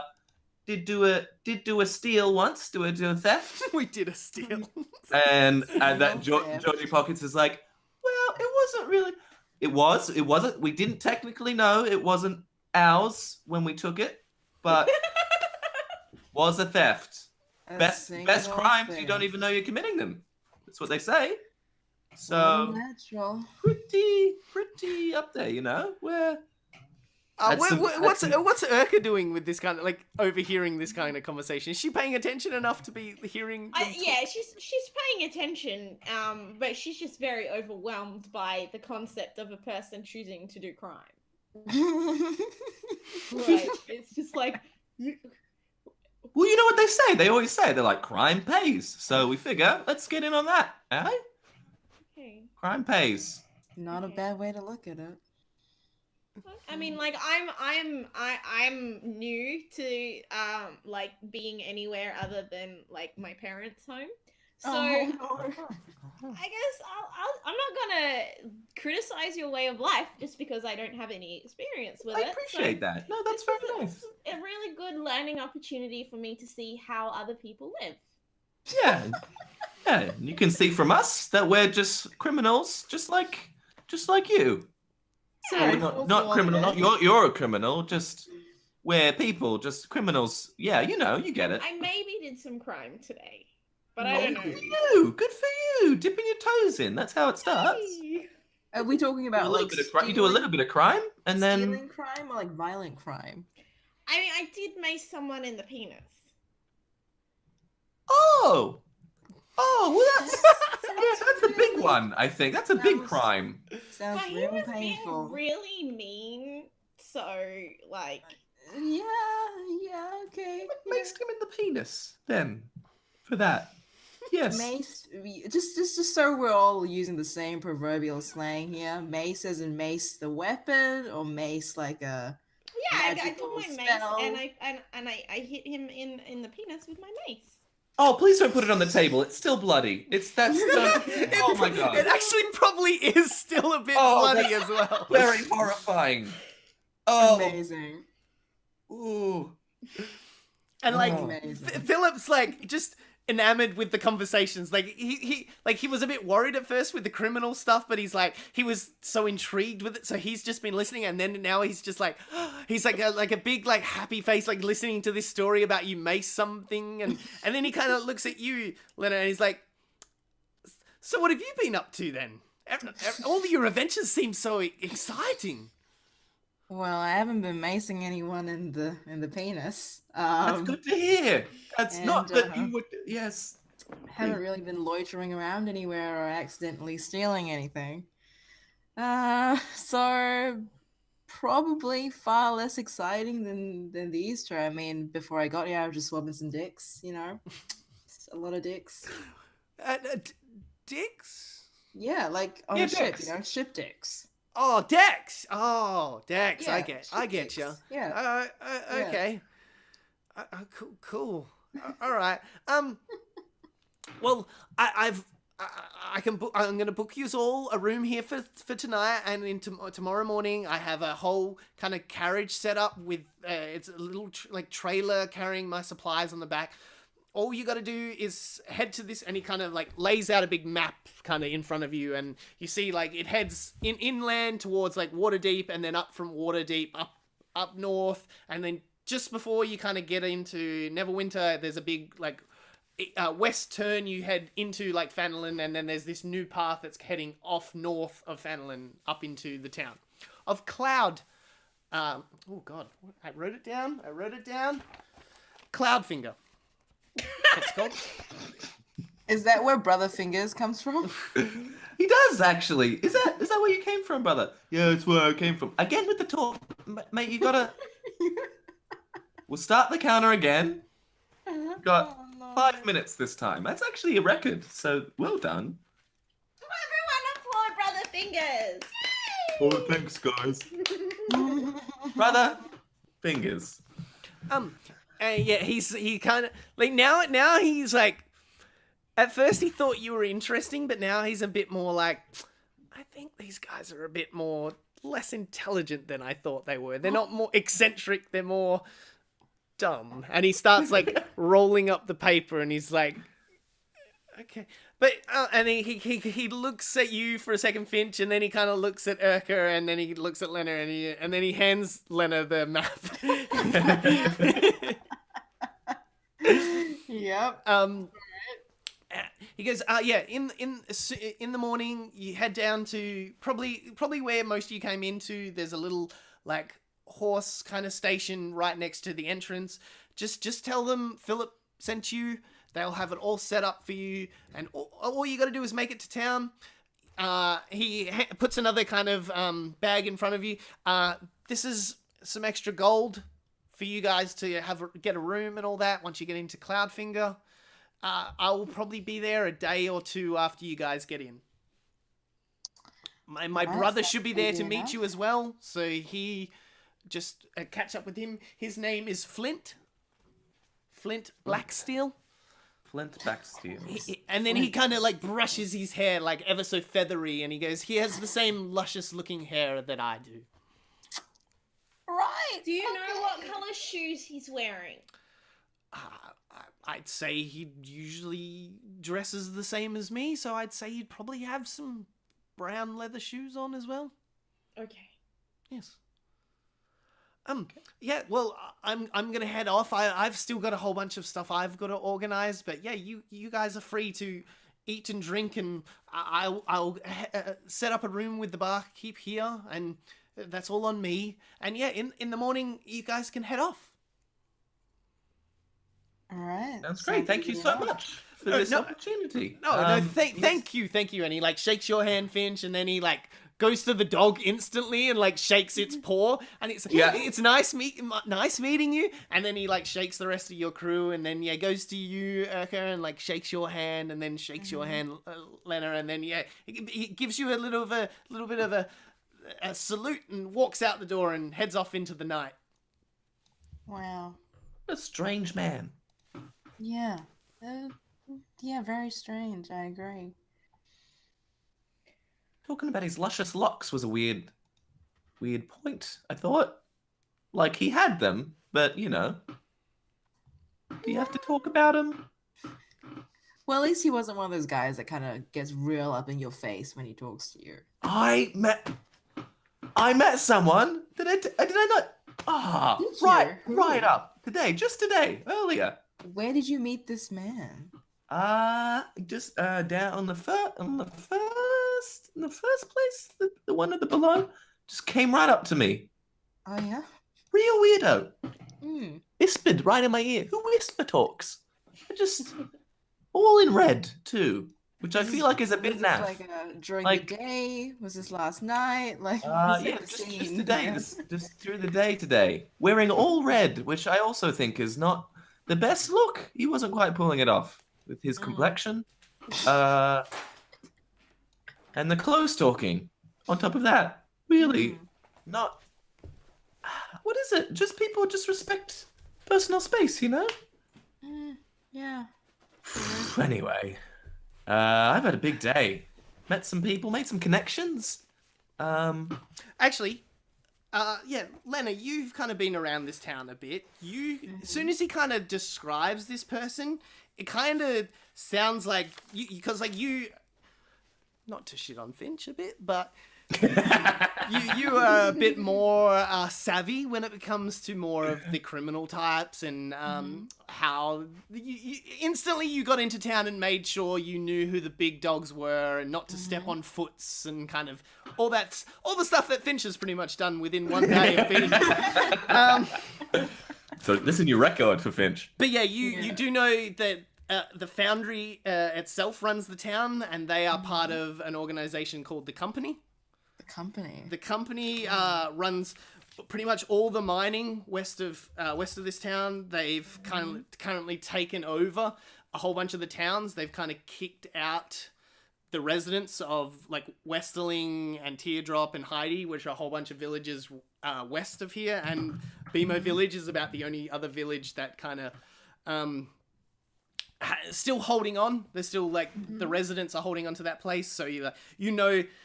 With that much amount of force to be able to kick people like a whole town out of its way, they but yeah, you don't want to mess with them, and you instantly tried to asked around a bit, and you found out like the guy who runs it is a very strong magic user, like very anyone that you got like really good details out of was like I've seen him do stuff that's I've never seen anybody do, and he's all dressed in red, and he usually has a big black armored knight with him as well. So that instantly like you're just like holy shit. Okay. So Finch, right? Finch, yes, criminal. Finch the criminal, right? Yes. This man with the red outfit that yes, really suit him. Talker. Very close talker. I mean, how do you think he felt about you? You know, do you think did you make friends with him? Like, what was the kind of situation? I think he wanted to be friends. Like, he was like wanting to be a bit pally. Bit of a weird vibe I got from him for sure. What kind of pally? Like professional friends? Like he said he'd talk to me at some point in the future. he'd meet up with me again. So Interesting. that's nice, I guess, Yeah, making sounds- friends. Yeah, sounds like a great dude. And he said some weird stuff about me Like personally. what? That people didn't like me, which, That's not true. I like you. thank you. I've had quite a day, and it's not been particularly all ups, so it's nice to hear that. Thank you. Quick DM question. That's kind of true in the sense of nobody likes you because you mess up and stuff like that. But does Finch himself realize that? Does Finch know he messes up? No, he thinks that, Finch like, think he's like a bumbling idiot. Is what they yeah, he does his best, and Yeah. things don't But always yeah, turn out well. he thinks people like him though. Still, He thinks that, yeah, he thinks he has mostly positive experiences with people, yeah. no, that's cool. Yeah, cool. Yeah. Like Barry. I met a guy, Barry. I had a great run-in with him. He was... Yeah, you definitely know Barry, Lena. Like you know to stay away from him, and that he is the one who comes around and breaks all the thumbs if people fuck up in town. Right. Sweet guy. He told me about this job, actually. So, Oh, really nice, Barry. really nice little man. He was. did he look like he broke a lot of thumbs by any chance?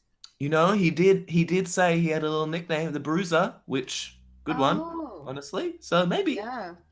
Okay. Seems like a bit more of a crime than I'm versed with, but each their own. Each person has their own crime speciality. In my experience, yeah. So that's his, I guess, breaking thumbs. I'm not sure where you get the money from the thumb breaking, but I don't make a lot of money loitering, so Yeah. I guess right now Lena's probably thinking like, oh shit, like this guy knows some pretty important people. Like this idiot knows some pretty important people. Better be nice to him. Oh god. Lenny, you're just sitting. I mean, sorry, Urka, you're just sitting back and listening on in the conversation.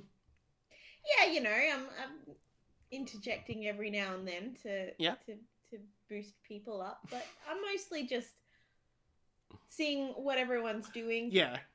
Because the talk of criminals is like way out of your wheelhouse, isn't it? So Yeah, you're more yeah. just like listening in, half like wanting to learn, but half like, oh, this is definitely over my head kind of stuff. Yes. Yeah. Oh, yeah. okay, if I'm, you're I'm looking- interested, but I have nothing to contribute. Yeah. Okay. if you're interested, you could just try loitering. I'm gonna say for this loitering, great to get into it. Great to get into the criminal game. Okay. Now you did jump in with a mace to a penis, which is one way to get into to the crime kind of area. Haven't I wasn't doing it for the crime aspect though. It just happened to be a crime. So does it still count? well, so does it count if I steal something that I thought was mine? No, that doesn't count. That doesn't count as a crime? Yeah. I mean, because it's still being taken away from the person who owns it. See, Well, this I is mean, my if you- argument. If you thought that you owned it, it was kind of yours. You It's know? definitely mine now. I feel mace to the penis is a crime. Definitely. That's a sure one. Definitely crime. Okay. Well, I mean, like you can do crimes like to help other people. Like they might be criminal acts, but you're kind of doing good things. Yeah. Yeah. I mean, it It's like wasn't a to help good crime. It was to help a dog, not a person. But Excuse me? No, this is a good point to ask as well. So I kind of gather with your companions, the two, so like Brother Fingers and George Pockets are kind of standing behind you as like nearly Yeah. support. But I don't know why you would delineate between two of them and not the third. No, that's what I was about to say. Is Charlie Smiles like sitting up on the actual seat at the table like a regular Of course. human, while the He has other the- two are more just like standing behind you? Yeah, I mean, he has great table manners. Yeah. Probably the best of all of us. Yeah. Absolutely beautiful. Is anything you guys want to do the rest of the night, or do you just want to fast forward you guys drinking, chatting, and then heading to bed? Mm-hmm. yeah. Yeah. Are we all sharing one room? Is No, that what's happening? the four of you guys have one room. unfortunately, because he just didn't know how to like set that up. He was just like, oh, yes, but Charlie Smiles actually called the bed. yeah. So So there's So you're on the floor. yeah, there's Yeah. there's 3 rooms for you guys kind of set up. Mm. Okay. Okay. Yeah. Mm.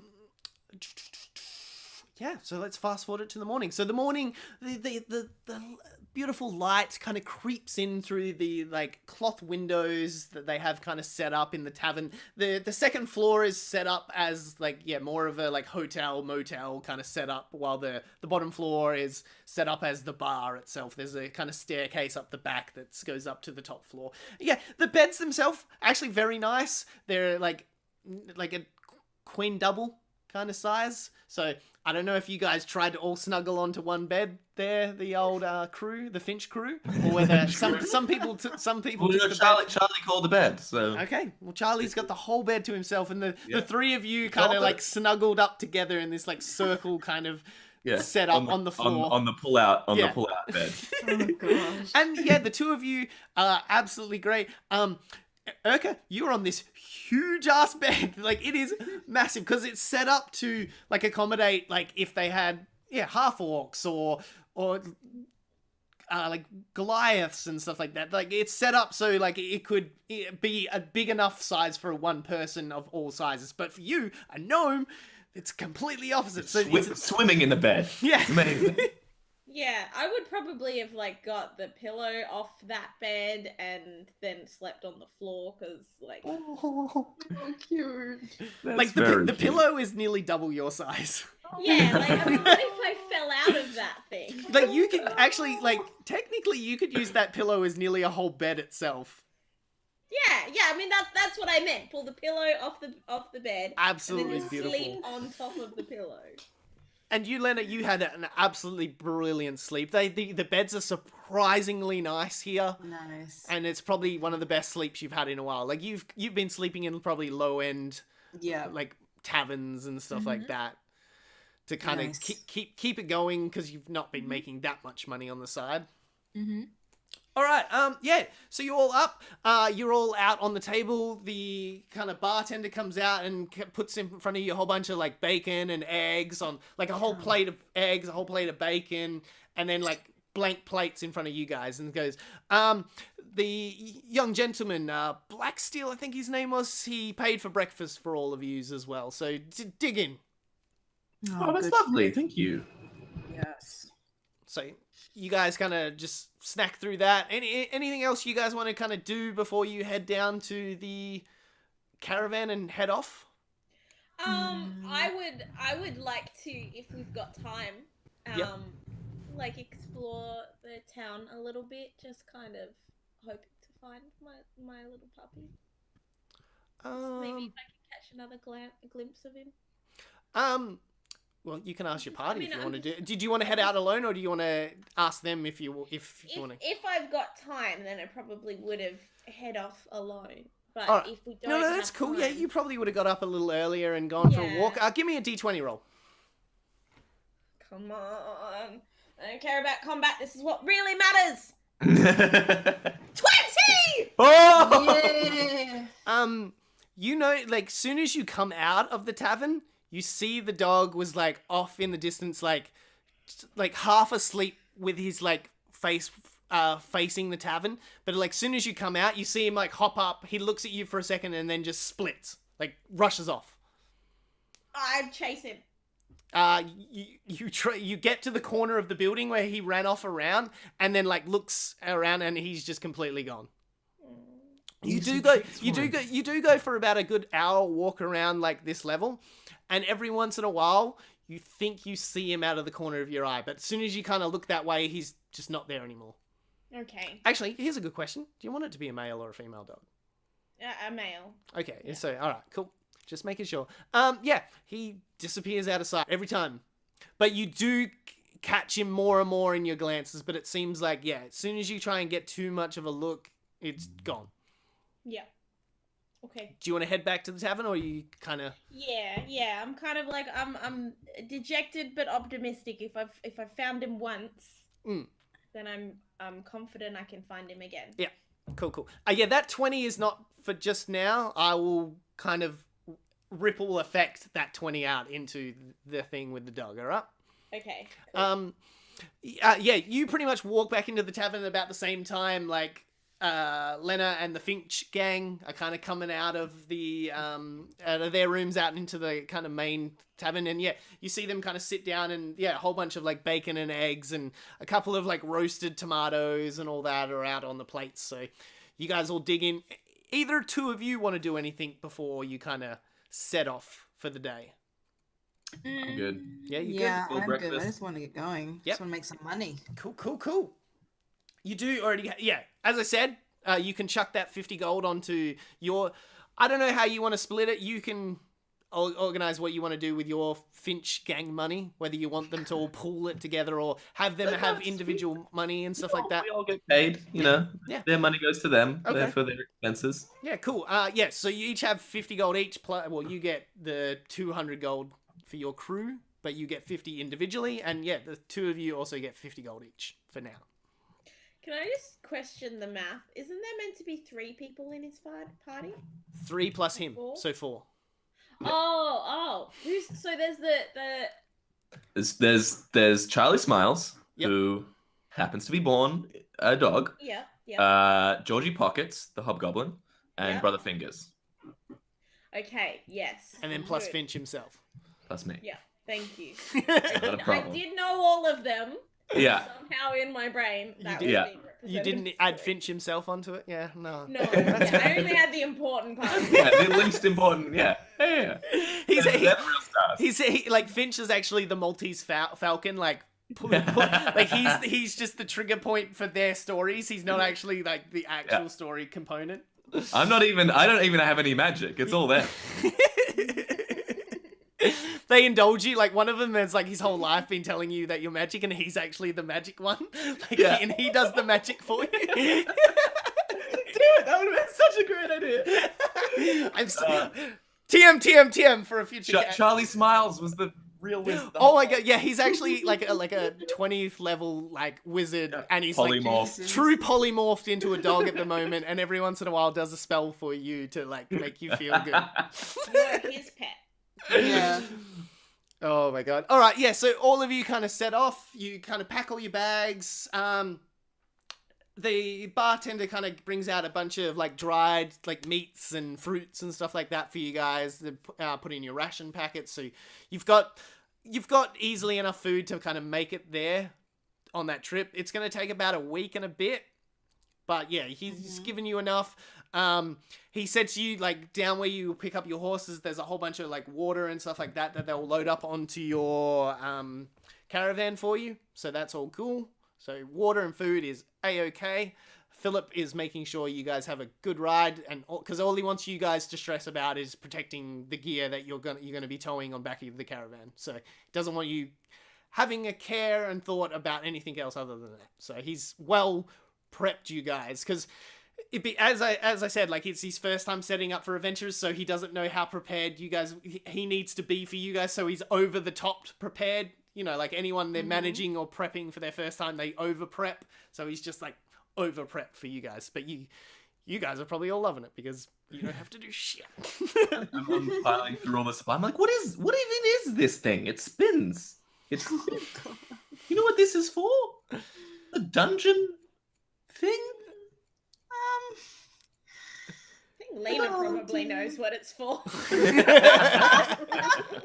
You guys are terrible. Don't know what you're talking about.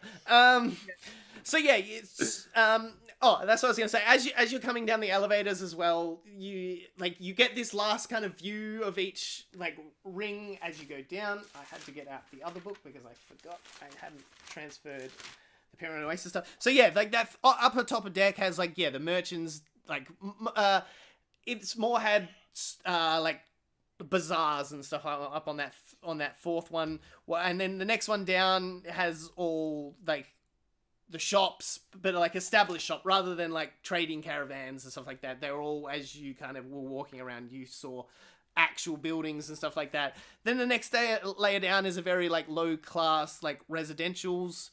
As you go down, you see a lot of houses and stuff like that. People just they're looking raggy and taggy, but not that bad. And then when you go down like the last rung before you get down to the oasis itself, you see just instantly as you go past, you get that whiff of like rubbish and dump and all that kind of beautiful smells hitting your nostrils, and you notice a few like tin shanty town and big rubbish piles and stuff like that. And then you make it down to the bottom district, this very nice, lush, beautiful like palm trees coming out of the oasis and just this rich district. But you're instantly, like, soon as you kind of hop off the elevator, like, a couple of guys, like, usher you down the, like, merchant's path rather than the path Finch and Urka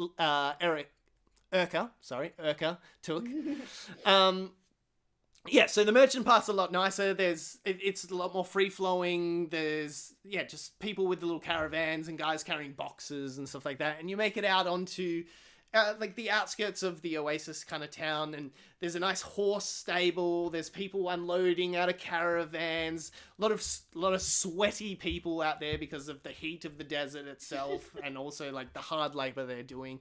And you see this nice kind of like halfling runs up to you. It's like, are you the Philip Blacksteel party?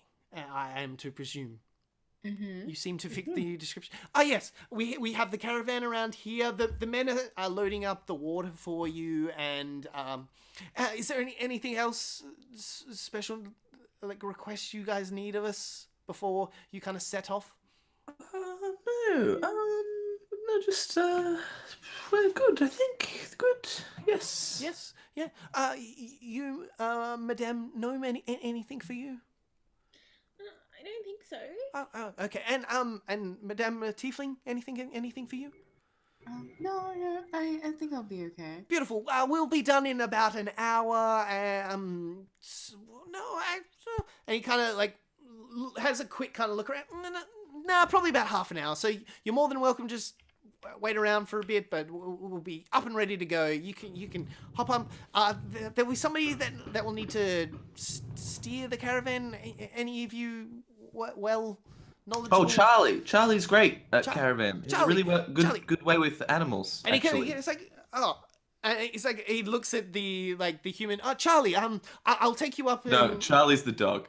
And he looks at the hobgoblin for a second, and he's like, goes to say Charlie, and then he like looks down at the dog, and like the dog's like giving him that look of like, yes, yeah, take me to the thing, and he's like, Brother Fingers, you go with him. You make sure he's on track. okay, and he like grabs the two of you and like it grabs the two of them and like takes them up, and like Charlie hops instantly up onto like the driving seat and like grabs the reins in his teeth, and like the Brother halfling Fingers sits beside the him. halfling is just like shocked, and he just like he doesn't know what to do now, and he's like, it looks like you guys have got it. Okay. And he kind of like walks, he goes back and like starts dealing with the like the workers. He's like, come on, quick, loading up. They take a good like 20 to half an hour to kind of get it all up on the thing, and you guys are all ready to go. Where are you kind of... So the setup is there's two horses, big thick horses, out at the front. Yeah. Oh Jesus! No, I meant because they're caravan horses, so they're meant to take a lot of load. Jesus Christ! Take a lot of load. Oh. You're not making it any better here, Nato. And then it's set up to like a traveling kind of caravan with that same kind of Western style with like the tarp kind of going over the top, and you can kind of enter from the back, and then it's also like nearly like train style connected to like a traveling kind of caravan without a top or anything like that. It's got a whole bunch of boxes in it and a whole bunch of like poles and equipment kind of set up in the back, and that's kind of towed onto the back of the main caravan itself. So, Lena, where do you want to? Actually, no. I'll just ask them all as a group. Like, where do you guys kind of want to be set up in the actual kind of caravan? Anyone want to be on the back? Anyone want to be up on the driver's seat? Is Charlie gonna be driving it actually? Like, I mean, I'm hella like happy to let it happen. Brother Fingers will be doing the work that requires hands. Yes. Charlie Pockets has a way with animals, Okay. so he'll be keeping the horses, straight on the straight and narrow. I would possibly, I'd try and position myself as close to Charlie as I could. Okay. So you want to be sitting up there, up on the top? Yeah, kind of like, I really want to get to know Charlie, but I'm not really sure how. He's a great conversationalist. Good. Oh, I bet.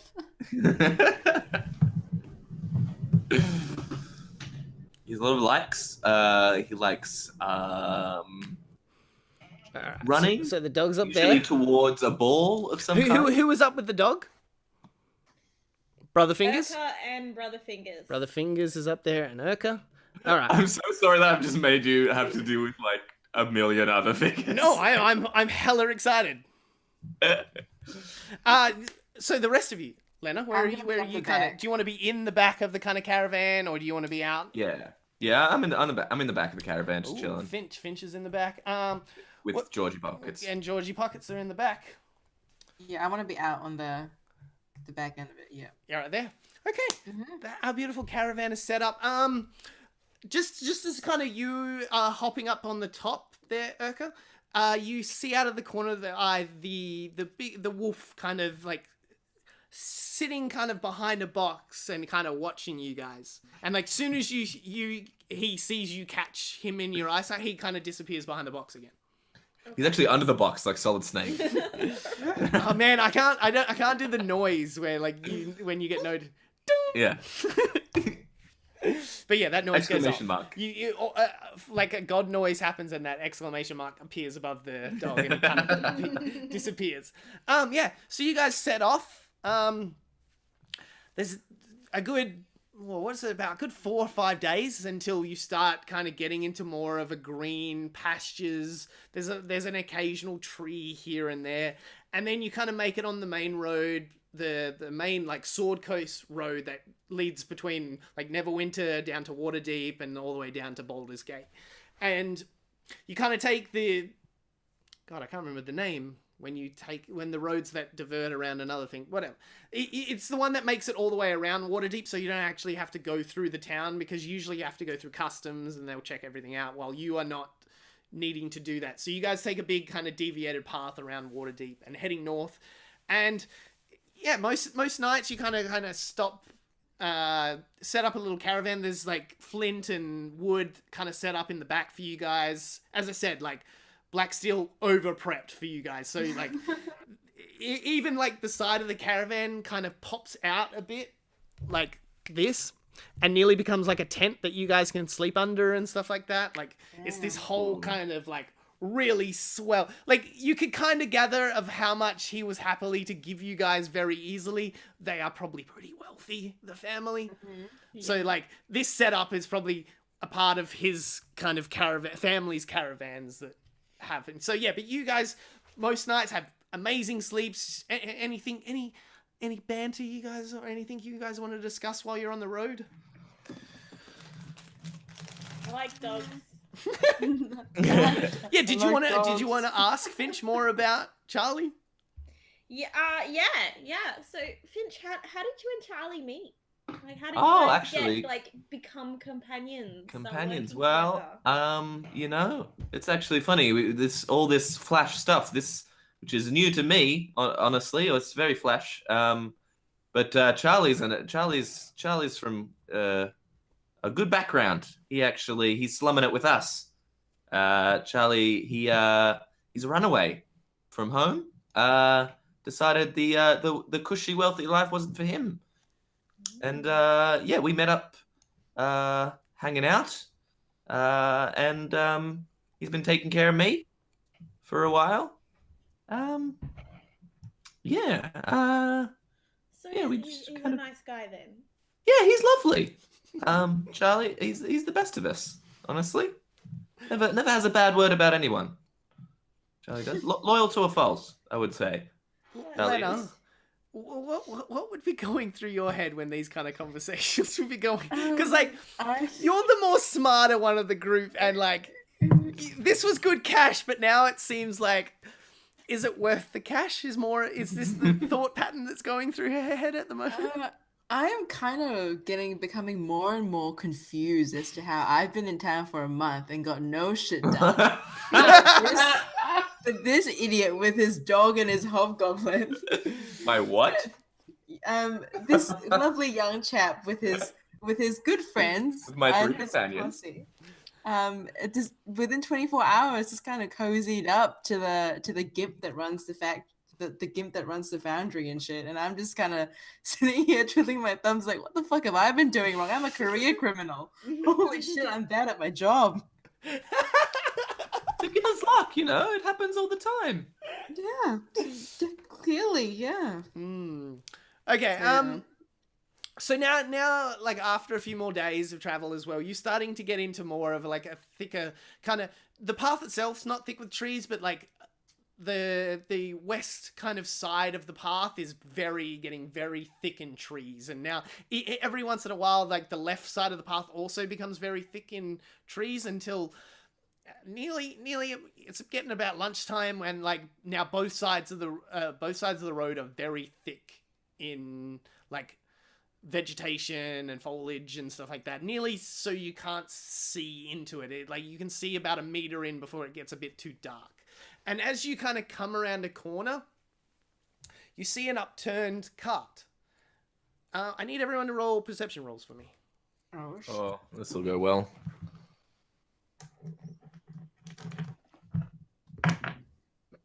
Oh, fuck me, that's bad. Perception, eh? Yep. That is a nice fat 8. Beautiful. Love it. I rolled a 1 for a total of 0. Okay. Oh, shit. Absolutely beautiful. How do what part am I meant to be Add looking perception on. So D20, Add- roll a D20 add and your then wisdom. Yeah. You should be on the left side of the D&D Beyond sheet. Should have your perception, because they're all in alphabetical order, your stats, right next to your attributes. Perception. Oh, I don't have like a oh wait, there it is. Aha! 11. Okay, 11. Four. Okay, cool. No, actually, no, none of you's noticed anything. You do notice the actual cart turned over, and that is about all. So, Urka, you're on the top. So, yeah, no, I thought you were in the back. So, 11, you notice that there is a couple of big objects lying in the path as well, a bit further up from the cart itself. Actually, no, sorry, other way around. The cart's a bit further up, and then there's two kind of big things on the roads as well. Okay. Charlie, I call out to my party. There's something up ahead. so Charlie himself is kind of pulled his like little doggy head back and like stopped the horses. So the caravan has kind of come. Wow. Has A come lot of help from Brother Fingers, to be fair. Yeah, like Brother Fingers has a hand at either side of the reins as well. But then like Charlie's like sitting on his lap with his mouth on the like reins, and he pulls. So then like he pulls on it as well. So like nearly like a guide dog situation. Charlie barks at the horses to get them to stop. Yeah. He orders the horses to So stop. the whole caravan's kind of come to a stop now. What are you guys doing? I'm gonna hop off immediately because Yep. this feels suspicious and wrong. Okay. I tell Georgie Pockets and Brother Fingers and Charlie Smiles to kind of keep eyes on the caravan. You know, keep the homestead. You know, eyes on, guard, and then I head off. All right.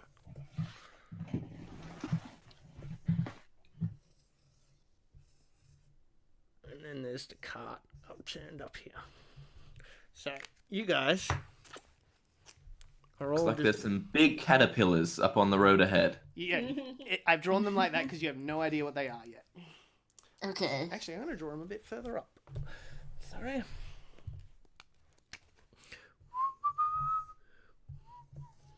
And two big things right here, and then there. Looks like there's some big caterpillars a little bit further up. All right, let me change to that one screen. There we go. All right, so yeah, what is everybody doing?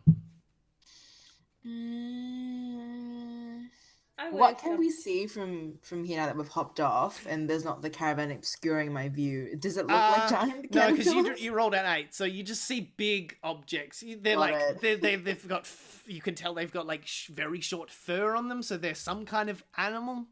Oh, okay. Okay. Just gonna. Finch and the gang still just like, what are we doing, guys? So the With your I meant zero. I meant to say that the gang is like guarding our caravan. Okay, so they will stay back. That's those ones there. All right, they're going to be guarding the caravan, and the three of And you we'll are up go here. forward. Yeah. So you guys moving any more closer? Yeah, I'm gonna get closer. A little bit. You guys can have another look around now because this would be more of a different situation. So you roll another perception roll for me, Okay. the three of you. This is better. This is a 16. Okay, yep. 13. 12. All of you pretty much notice there's two big, like just lying down horses a bit further Oh up from no. you. Yeah, Oh shit. and there seems to be a bit of blood splatter, just a bit of here, and the cart itself is actually upside down.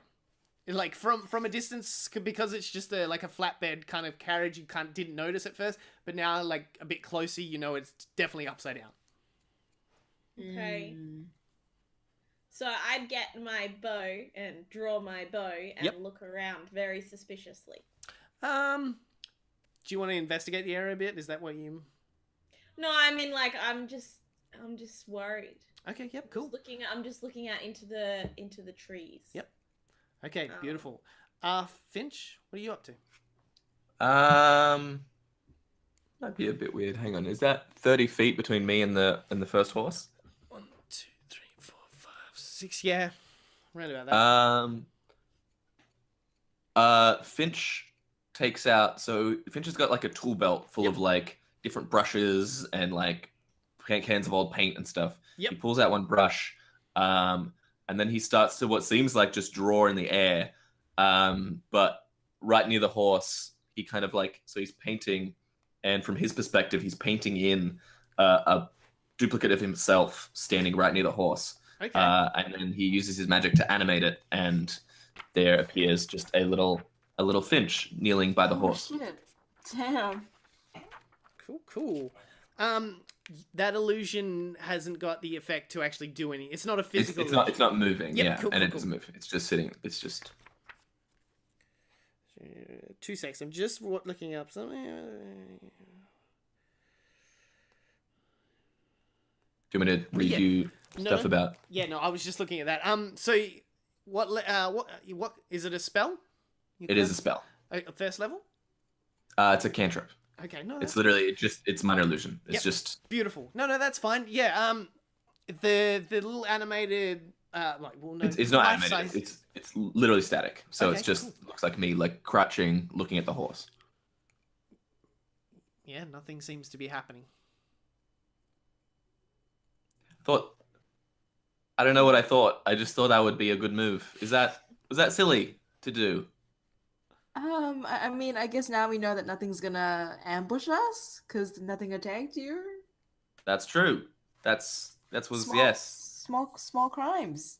Small crimes. Small crimes. Yay, small crimes, eh? Hey! Small crimes. what are you Was doing, it Lena? really a crime though? Or was it just Uh, a hit? I guess it's only a crime if we steal something, right? Let's steal something. Hey. I'm Already gonna walk getting right into up to high- the empty cavern and steal stuff. So you Yeah. gonna walk up? If Finch is walking with me, I'm gonna walk by myself. Yeah, I'm gonna walk. Okay, what are you doing? Okay, you staying where you are with the bow? No, crime, I'm small going crime. with them. Okay. I'm Small going with them, crime, but small I'm still crime. looking I'm still, Give me one more perception roll, everybody. Oh dear. Ooh, 18. Ooh, yeah. 7. Okay. No, you do not. 14.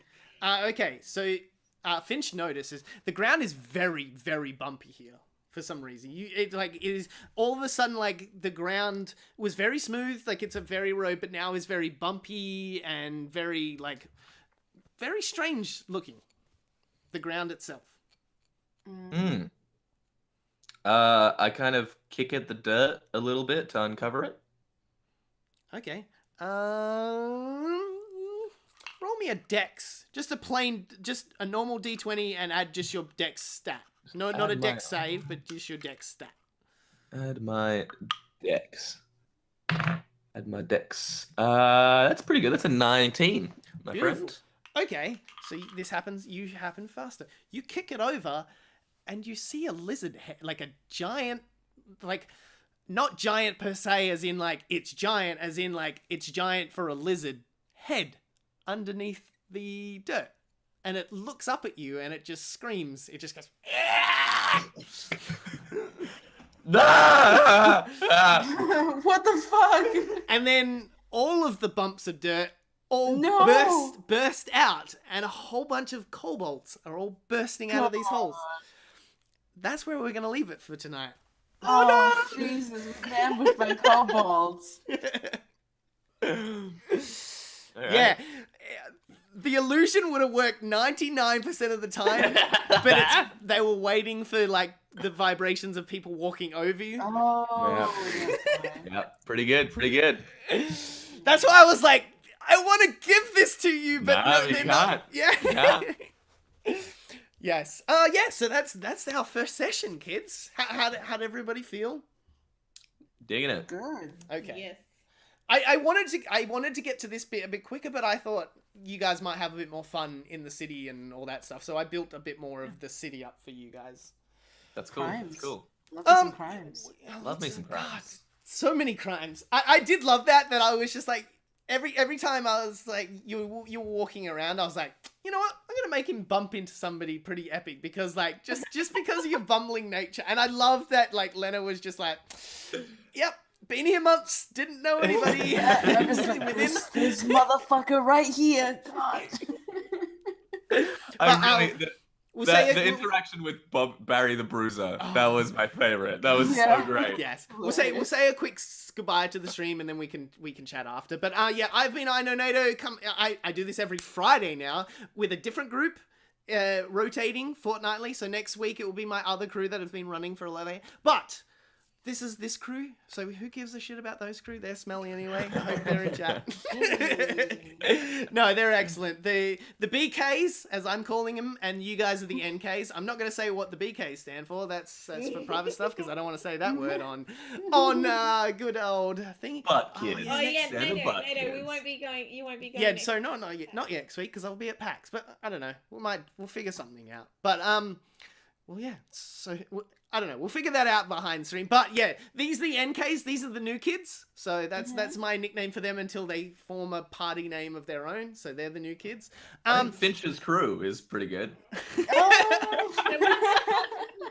Finch's crew and then like Finch's inner circle. Yeah. I don't like the sound of that. Okay. But yes, I've been NATO. You can always catch me. I Know NATO. I do a podcast where I interview people. Zach's been on it because he does stuff. Yeah. Unlike my other two, they never do anything around the place. I have been on one of your podcasts. Yes, you actually have been on my D&D one, which I was about. My anime one, which I was about to Yeah. mention. A+ Anime. Go check that out. You Game Bro. It's on its own Twitch channel. You Game Bro podcast. So go check that out. Wednesdays 8:30. So go check that out. Ginny, you want to plug anything around the place? Any check your stuff out? Any butt related articles you've done recently? Any butt related? No, I haven't been writing smut. I've actually been working hard on some regular old game reviews. But if anyone listening is going to be at PAX, I'm going to be on 4 panels at PAX. So, keep an eye out for me talking about Switch related things like the Nintendo Switch, not like the sex thing. And Yakuza games. Yeah, I'll be around. I'll be Australia. I'll be in you. All right. And Castleberry, where can the beautiful people find all the things that you do? Well, apparently I do nothing. No, you do amazing. But Yes, if you go check wanted to watch me do nothing, then that's on twitch.tv/Castleberry. And I'm elsewhere as Castleberry because branding. Actually, you know what I'm going to do? I'm going to switch to bloody... Why is that up there? Oh my god, why is that on that page? 2 seconds. There we go. There's it close. So So yeah, the Twitter things are underneath them there. But Zach, where can the beautiful people find the things that you do on the internets and the webs and the older things? I have my podcast, I Speak Giant, which is also a D&D podcast. We just released an episode 0 so that you can like jump into where it like starts really kicking off. You can find that at ispeakgiant.com. Also on a panel on Friday night at PAX, which is all about getting into DMing and like how to like make that jump from either player or like never play D&D to DMing your own stuff. I definitely need to go to that after this session. You don't need anything, buddy. You're doing great. Yes. Yeah, and my Twitter is below, so go there as well. I do dumb D&D tweets. Yeah, and this is Distant Dungeoneers. I like to bring friends from across the world and across Australia, so go check us out. We do D&D here. Yeah, and until next time, goodbye. I should send it somewhere, actually. Anyone got any fucking things that they want to send it towards, so I don't have to look up anything? What? Anyone got any streams that they would like to send this through to? There's nobody on. I'm not streaming right now. We can't send it to me. You know what I'm gonna send it to? I'm gonna send it to. Send it to Gash. Huh? To Gash. Gash? Oh, we're gonna send it to my good friend Barnsey. Let's go send it to him. Look at him Twitch. So go check them out. They've been on the podcast, so go check them out. Please don't say Kaz. What about Kaz? You didn't say Kaz. We said Kaz, didn't we? Yeah. Yeah, exactly. I did, and I called you out for saying that I didn't do things. Yeah, when see, I am exactly. Clearly very... No, I can't even. Doing all the things. Doing every single thing imaginable. Yeah. I'm also... if you're going to be at PAX, I'm also going to be at the checkpoint booth, so you can... Oh, so fun. And I'll just be around, there, being me, because I love that shit. Oh, I think I'm on a few panels, but I'm not allowed to say what they are yet. What? How come? Ooh. Because they're secret. All right. But the schedule's already out, you fuck. Yeah, I know, but I'm doing secret stuff on certain panels. So yeah. So you're gonna come like dressed up like a French maid kind of secret stuff? Hell yeah! Oh my god. Fluffer. Oh, here I'll tell you the story after we go do the thing. Here, all right. Go say hi to Barnes for us. Tell him to play D&D. There we go. All right, there we go. What is this secret shit, man? No, I'm not allowed to say yet because it's not confirmed whether they're doing it or not on one of the panels. Oh my god. No, the panel is. Don't worry. It makes sense. No, I want to know now. Okay, which panel is it for then? If you're gonna be doing, if you were to do something. It's what's it? There's one I'm doing maybe some stuff on party mode, and then some other stuff. You'll see. There's like a gaming one that I'm gonna do some stuff for. So who knows? Is it the Nintendo Switch one? I mean, no. Is it the Smash Ultimate one? You'll have to see. Well, because I'm on that one, so. I know. You'll just have to see. No, it's not the Smash one. It's the party mode, and I can't remember the name of the other one. That's more why I was just like, I don't know, because I can't remember the names of them. Okay. It was like some secret shit, but you're like, my memory is just dog shit, guys. Alright, I was trying to keep the suaveness of my DMness up. So, here we go. Everyone. All right, with anything you need a retrocon or stuff like that? Ah, that's fine. No. Cool. You keep saying retrocon, and the word is retcon. Yeah, and... I like retrocon because I like to do it old school. Fair enough. You do. Yeah. Was I too much? Was that like? Absolutely. Clearly, I didn't think he would be as silly as I made him, but no, I like the silly.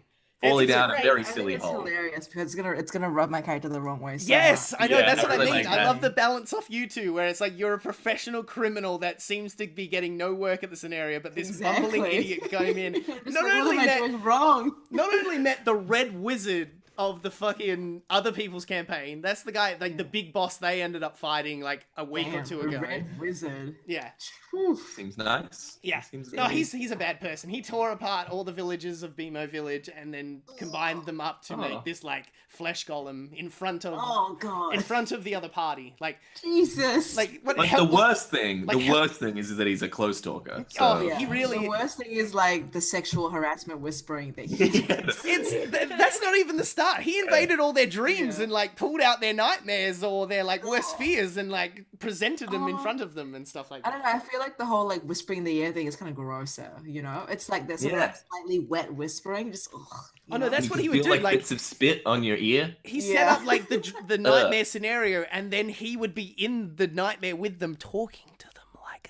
oh yeah. I really feel like he's the kind of person that if he was to kiss you on the cheek, he would kind of suck in a little bit. Oh. And it's a little bit Oh. like you can still feel the wet after it. You have to like wipe it off. Yeah. Oh. Oh, I'm grossed out. All right, well, I'll let Ginny. You probably want to go. It is past midnight now for you, Yeah, I don't sleep. But Oh, yeah.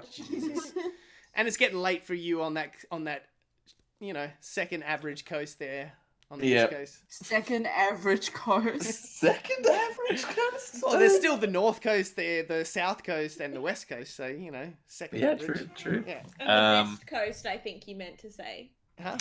The best coast is the West The Coast. best coast, yes. Oh no, not the West one. Yeah. No, All no right. one calls it that actually. Fuck, I gotta figure out when you're gonna record again, because I just realized, it will be PAX next week. So then you're doing your group the week after. and then Yeah, we're so the that will week be after on that. the second. So you guys may be on the 9th, unfortunately. Cool. Sure. No worries. Yeah, We might have a screening on the on the 9th. 9th. Yes. All right, we can figure it out. We Yeah. might be able to do like a Saturday or a Thursday, or I might be able to switch the parties around. So you guys will do the second, and what do you call it? Sucks to Stay- be them. Yeah, they gotta wait a long time. Well, I might do something at PAX with them because they're all gonna be together and stuff like that, and they aren't as busy as you kids. So, Mhm. all right, I will see you all next time. Thank you. This Thank you, was lovely- very fun. Thank Yeah. you, Nina, for DMing. No, I that's haven't all right. Yeah. played D&D in a little bit, like as a player. I know. I said that too, and then I played with the crew a few weeks back, and I was like, I want to DM again. I don't want to. Yeah. So it was actually a lovely experience, and I really enjoyed all of that. Yeah. But I do feel that when you're like, oh, finally getting a chance to play, and you go with a DM, and you're like, well, this was hilarious. Yeah, because I was like, I would have rather wanted to do this with the campaign or this with the campaign. Yeah. Not because they're bad or anything. It's just like, I had my personal choices where like I wanted to steer it and stuff like that. So I feel you. yeah. All right. Thank you again. I'll probably try and push for you guys for the second, and then Cool. easy peasy. And I'll see all you beautiful kids in like this time next week. I know. Yeah. Holy Crazy, shit. yeah. Holy shit. Yeah, like we've gone through a whole day of PAX by now. Fuck. Yeah. Oh, Oh. I fly in on the Thursday. Yeah, I fly Thursday. I get in 5 a.m. Thursday because that was just Fuck. the easiest way to do it. that's silly. You're a silly boy. I'm in on Love it. Tuesday because I don't work, and that was the cheapest day to fly. I talk to other people who want to get into Yeah, I'm the coming in industry. It's Thursday really night. exciting for me to be able to tell them that there are, So you things coming to available drinks them Thursday and night, or are they have you direct pathways? just chilling Thursday night? I'm not even drinks. I'm easy. I'm easy, crazy, beautiful country girl, Drinks man. Thursday night. Game bro though, Big Z. We should definitely do that. I'm down. But yeah, he's great. Both NATO. So I call this NATO. All right. NATO Yeah, I keep saying goodbye and they're not going. So goodbye, So this is beautifuls. Nate. I Bye. love you. Bye. That was really fun. Catch you guys next my, week. my Snooky Tatesy, and this is my ooh, what is it? My NATO Bombado Count Wado Tubato.